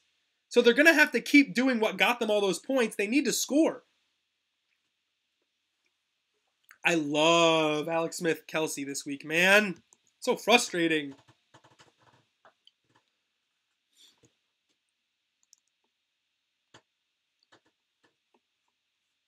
That's right, Christian. My man. Let's cash, brother. Millie time? Millie time? Ah, coffee's got me all jazzed. This part of the week is so exciting to me because everything is pretty much locked and now we're just doing the Jack Johnson, baby. Sitting, waiting, wishing, baby. I'm Millie. I wish I had a Millie. I'd probably blast it right now. I'm not gonna, though. I can't. It's too risky. It's too risky with the content cop coming around. I need my views. I need my ads. I need my ad revenue, guys. All right, so here's where we are. 6,500, Alex Smith, Stafford, or Keenum. You and I are basically in the same boat here, Christian. This is it. It's our last pick. No, man. Try being forced to sit still for 3 hours, Christian. You want to play this with me? Try being forced to sit still for 3 hours while drinking liquids, while kind of having to pee. What do I think about Brait over Ricky Seals-Jones? I think that Cameron Brait is Jameis Winston's favorite target. It was so evident last week. Brait had an immediate impact since Winston's return. It's not. You're gross, John. It's just not the same situation for Seals-Jones, who's a big target and a matchup problem, but doesn't have a guaranteed production like Brait does. Brait is getting. You're gross, John. Brait's getting consistent looks, targets, not just production, targets, and leads the team in red zone targets, and it's not even close. That's where we are. You want Brait? I'll give you Brait. Doug Baldwin or Marquise Goodwin, standard scoring. Michael Vorobiev, thank you so much for checking out the show. You're late, but I'm okay with it. We had a lot of fun here. Today. I would probably go Goodwin. Doug Baldwin has an insanely difficult matchup in the slot. Slot receivers have been incredibly frustrated by the Jaguars' defense this year. Goodwin is a nice spot. Ertz is out. Goodwin's got a nice spot. Houston D, Jimmy G been leading him down the field and getting the outside play. Goodwin got his production last week without the deep ball. That's so big. You could always go old school, use one of those portable pee-pee pans. Jets, Bengals, Jags. Oh, Lax. What's Lax? Is Lax Chargers? Is Lax the Chargers? It just feels like a game the Chargers are going to blow. Flex, Kerwin, Martin, CJ, or Jack Doyle. Oh my God, Indy Bulldog, what are you doing to me? Woof. I would probably go Jack Doyle in the snow, big body, big target. Brissett over Peterman. Colts are going to have the ball. The other three just don't get enough looks, man. I have to pee, guys. I got to pee. I'll be right back. It's rough, man. Check a look at my tweets. McCaffrey, Baldwin, or Dez? Give me Dez. I know that's crazy, but Dez has a really good matchup, man. Really, really good matchup, man. Oh, it's such a struggle with the hiccups make you chug, and then the chug, I don't have any bread to like soak it up, so it's just like sloosh. Life is so hard, guys. Give me 30 seconds. I won't let you down. Won't fill you up, never let you down. The refreshing taste of Checkdown. 38 past the hour. We are 20 minutes. T-minus 20 minutes. Look at everybody retweet the snow shots. 20 minutes. I want picks. I want best bets in the chat when I get back. Peace.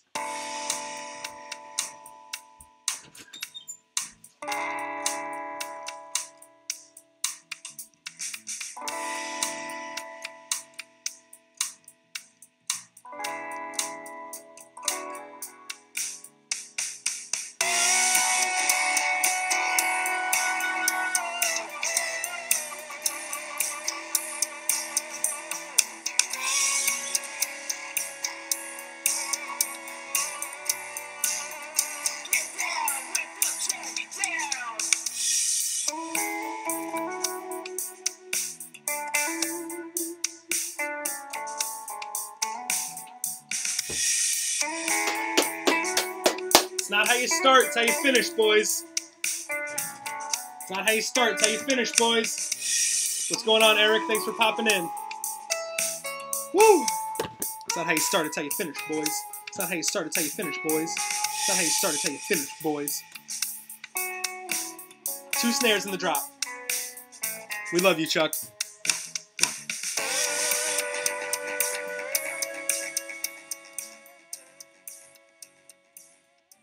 All right, guys, here we go. Let's wrap this thing up.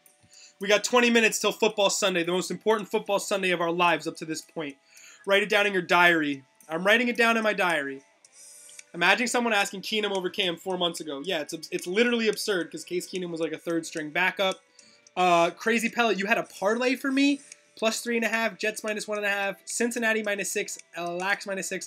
I do like Cincinnati and the Jets. Not crazy about Philly. The Rams took care of the Saints pretty good. What do we got? Shady over 150 yards. Adams, I swear to God, man. I'm not physically ready to deal with that. You guys think Hunt will finally have a good game? Sorry, Eric, I don't. I really don't. The Raiders' run defense is above average the past 5 weeks, like very much so. Guys, it's not a clip-on tie. Fuck y'all, like 9 times. It's not a clip-on tie, my guys. It's not a clip-on tie. I tied it myself and I'll tie it again, my guys. Ugh, so critical. I want dick pics with my clip-on tie. That's what the chat says, and you know the chat gonna lie. That's a country song I just wrote up about a disingenuous country chat room. Deion Lewis over Alfred Morris. It's really rough, Nico. I'd probably go Alfred Morris because I expect the Cowboys to be ahead. I said that backwards. Cowboys to be ahead and grind that game down. Much like the Cowboys did on Thursday, when they were ahead over the Redskins, they had a 44-22 run-pass ratio. So they ran it literally twice as much. Marquise Lee or Josh Gordon for FanDuel. Christian, here's the thing, man. I think Josh Gordon is going to be great. I also think Josh Gordon's going to be in 58% of lineups. So it's very tough for me to go Josh Gordon knowing that every Johnny who submits one lineup for the Millionaire Maker is going to freaking have Josh Gordon in it. So it's up to you if you want to snag that, be a part of that wave because you don't know what's going to happen, or Marquise Lee, who's probably going to score a touchdown today and have a decent game. So it's rough, man. But you see what I'm doing there? Because when we play Millionaire Maker, we got to start thinking about chalk and how to break off of that. Oh my God, that's the second time I started this lineup and it didn't submit. Now we have 18 minutes. Jesus crow. I can't believe I just did that again.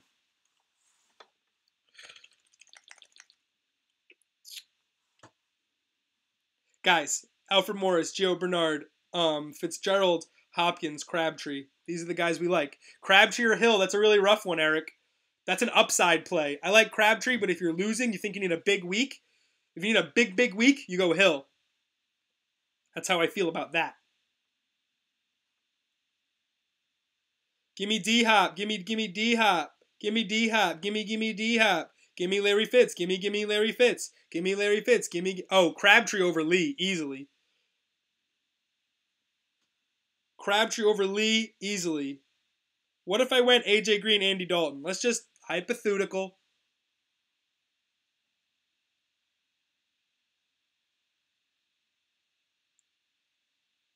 I don't want to hit that. News alerts. All right, guys. Oh, Cameron Brate has 6 catches in the last 5 weeks. Rob, look at last week. You're not doing that right. You're being disingenuous with your stats. Cameron Brate is Jameis Winston's guy. Look at the targets. Look at the last 6 weeks. Thank you, John. Look at the last 6 weeks of Brate targets. Look at the season of Brate targets. Look at the splits. Targets when Brate is in the lineup. Targets when Winston is in the lineup. Brate targets when Winston is out of the lineup. It will shock you. It will legitimately shock you. Fitzgerald doesn't like the tight ends because he avoids the middle of the field like the flickin' plague. I got AJ Green, Larry Fitzgerald, and DeAndre Hopkins as my wide receiver. Tell me how I lose. Tell me how I lose.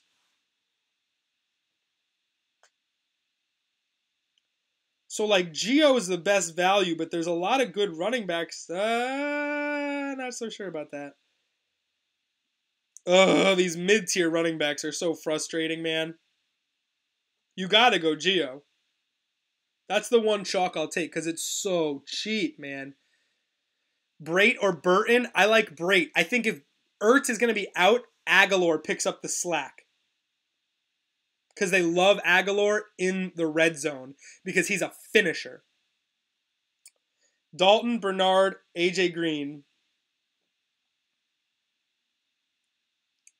We love Hunter Henry. Nice cheap option.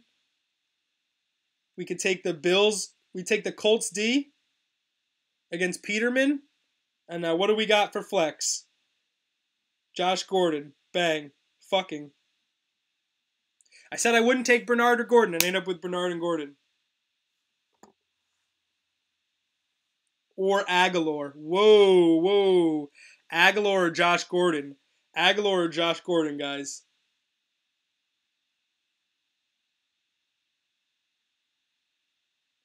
I would rather the Bills D than the Colts D and save myself $400, I feel like. Give me the hometown defense against the team that can't protect their quarterback. Now I have $500, though. I feel like I got to move on this. A $6,000 flex? Come on, dog. Guys, I need help. If it's not obvious, I need help. Dez, another breakout candidate, man. Another big-time candidate, but I don't trust his quarterback. Hyde over Morris, right? No, it's Hyde. The flex was Josh Gordon. Do I like Steven Anderson, Greg Olsen, or Trey Bort? I like Steven Anderson. Where's he priced?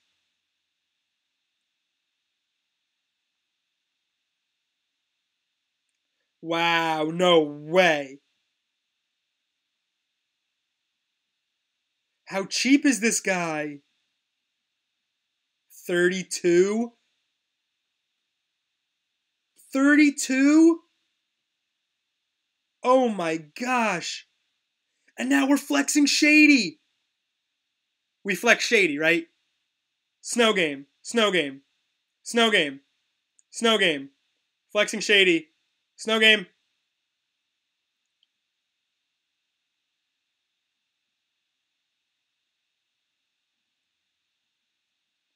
Wow, guys, this is crazy. ASJ versus Denver defense is good, but this Steven Anderson costs less. It's a good matchup. Steven Anderson's cheaper.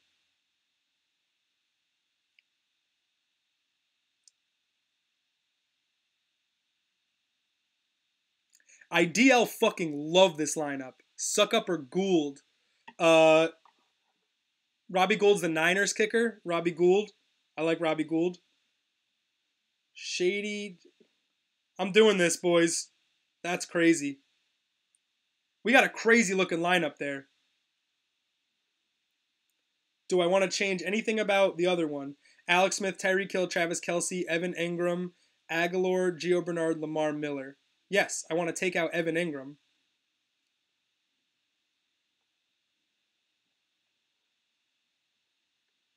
We don't have that much time, guys. 12 minutes. Exactly. Brandon, I'm going to hate my I'm going to despise my lineup in 10 minutes. You know it, Brandon. I miss you. Man, I wish you were on the show more this year, man. You're a lot of fun.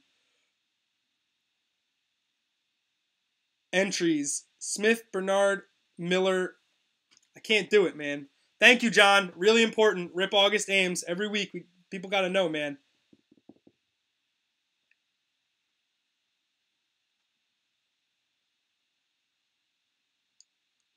Fuck. Sorry for my language.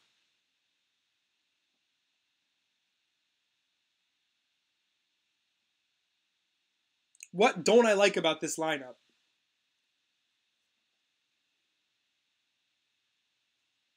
I guess it just doesn't have Hopkins, right? Whatever happened to Janikowski? He got hurt. Remember? He got hurt in the preseason and Tavecchio took over. He's hurt.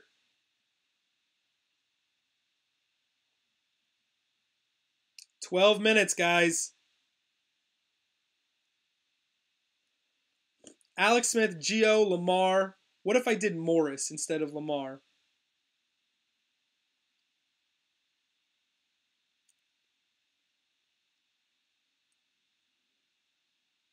Tate. That's an upgrade, baby. Otamendi! Otamendi! Otamendi! Otamendi! Suck up or gold? I still think you're doing gold, man. I think gold is fine. I actually like this lineup too. These are two Millionaire Maker lineups and they're different. What do they have in common? Alfred Morris and Gio Bernard are my running backs. Do you guys like that? Do you guys like that I have two same backfields? I'm not crazy about it at all, but it's such a good value. I think it's two huge upside plays. What do you think? 10 minutes, guys. I got to do this other contest. This entry's already paid for, so I should really step on this. Morris is stinky. Suhu, what do you know and what are you saying?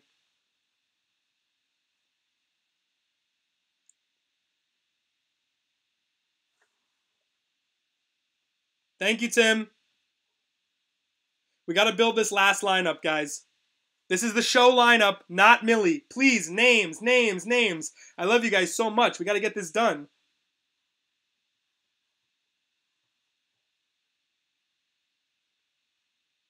Nobody wants to give a name. It's honestly insane. Steven Anderson, that's what I'm saying, baby. He's making my lineups easier.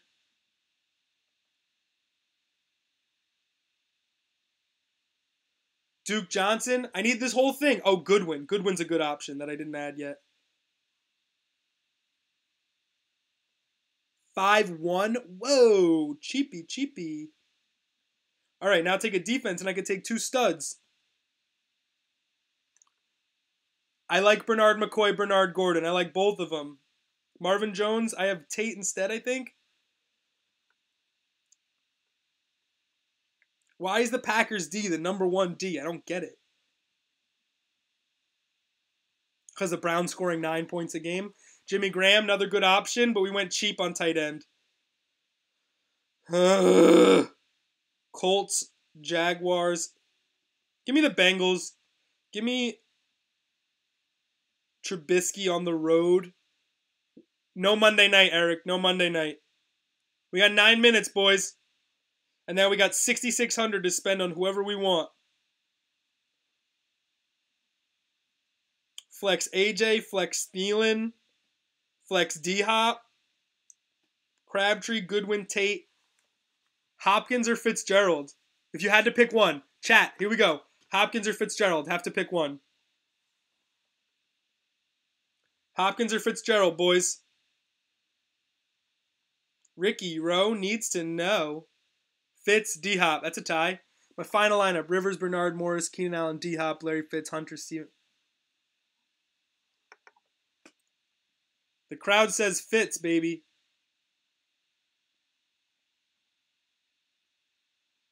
And at 65, we got money to burn for these last 8 minutes.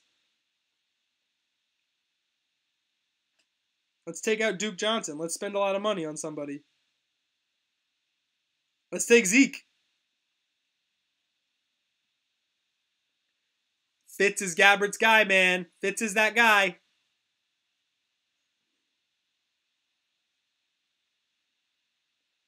We got Fitzgerald in there. Anderson, Tate, Goodwin, Crab. Now we have a lot of money to spend. Or we could go cheaper on one back and we go big on the other back. We go cheaper like Reddick or Tion Green, and we go big on the other back.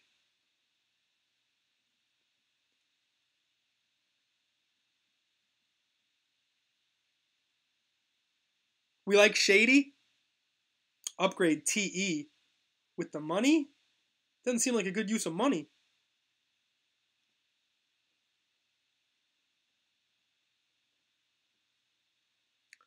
I like Miller. I like Lamar too.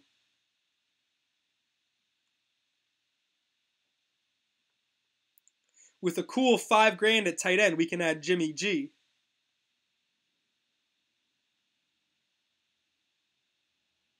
Kelsey over Anderson. Suhu, that's a $5,000 difference. That's a whole player's worth of difference, my guy. 800 got to take away here.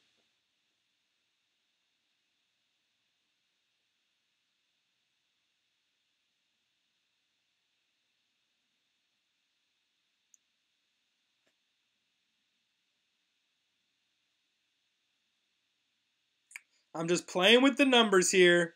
Trying to make them work, guys. Kelsey had 24 points in PPR. No, I know. I have a Kelsey stack. But yeah, he did nothing. I can't wait for fantasy, guys. 5 minutes. I can't look down right now. I can't look up. Oh, man. Who else do we like that's cheap?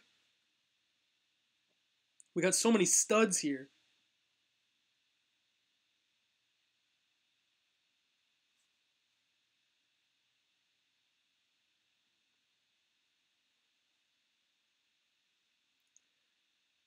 $24 points is pretty good for a tight end, y'all. 5 minutes.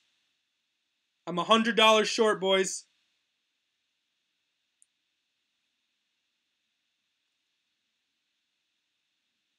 It's crazy you can get Demaryius Thomas for $5,000. It's so stupid.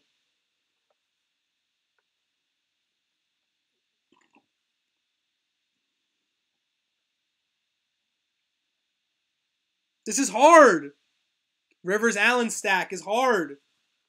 Rivers Allen, that's like super Kool-Aid stack too.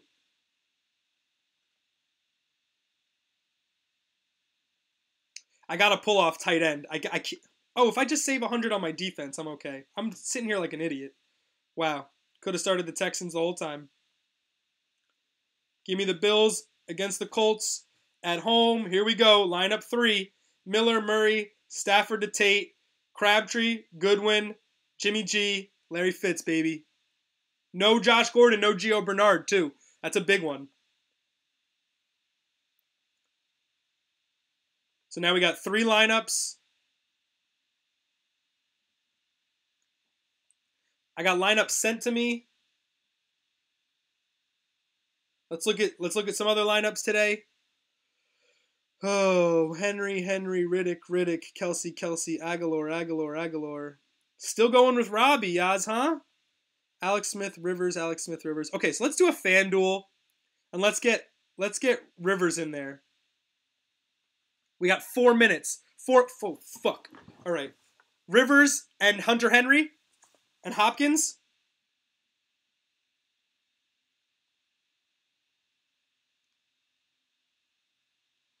I keep forgetting I'm not in love anymore. Why are all these... This is so confusing. NFL. Intermediate contest. 3 minutes.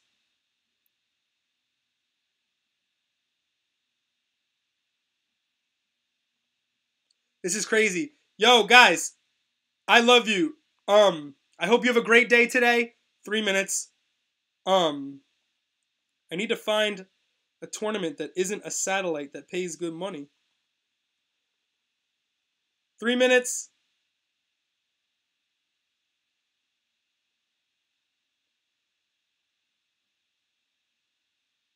This is so terrible. 2 minutes, Dubs. All the Millie Makers are closed, so there's nothing here. Everything is closed because it's so late. That's it. Fuck it. Can't do it. I love you guys. May the playoffs go your way. Remember, this is gambling. We worked for 14 weeks to try to give ourselves the best possible look for today. Now, we just got to let the chips fall where they may, baby. And in my club, I splash the pot whenever the fuck I please. It's a family show. Great luck today. I hope I see you next week, regardless of your outcome. It's just a game, but the community is what really counts. And I love being a part of this community with you guys. Every week you come back here. Every week I'm more and more excited to talk with you guys, talk about the latest fantasy happenings, to break down these questions. Remember, Checkdown Awards. Hit me with the nominees.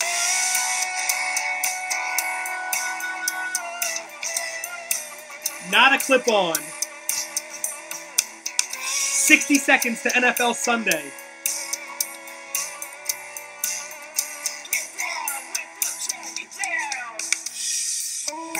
Millie Maker. Not a clip-on. Find the clip. Find the clip. If I lose today, no clip. Have a nice day, Kyle. Stay beautiful, everyone. Good luck, good luck, good luck. Mwah. Thank you for making this show a success. It literally doesn't exist without your support. I am forever indebted to the Checkdown community. And I hope I will see you next week. Even though if you're not in it, we're still doing the Millie Maker. We're still having fun. We're still talking Checkdown Awards. We're still talking Rex Burkhead. I can't get enough of it. That's why I come here. That's why I come here every Sunday. I can't get enough of this, and I want to keep hanging with you. It's 1 p.m. on a Sunday. You know what that means. I will catch you next week. This is the Checkdown.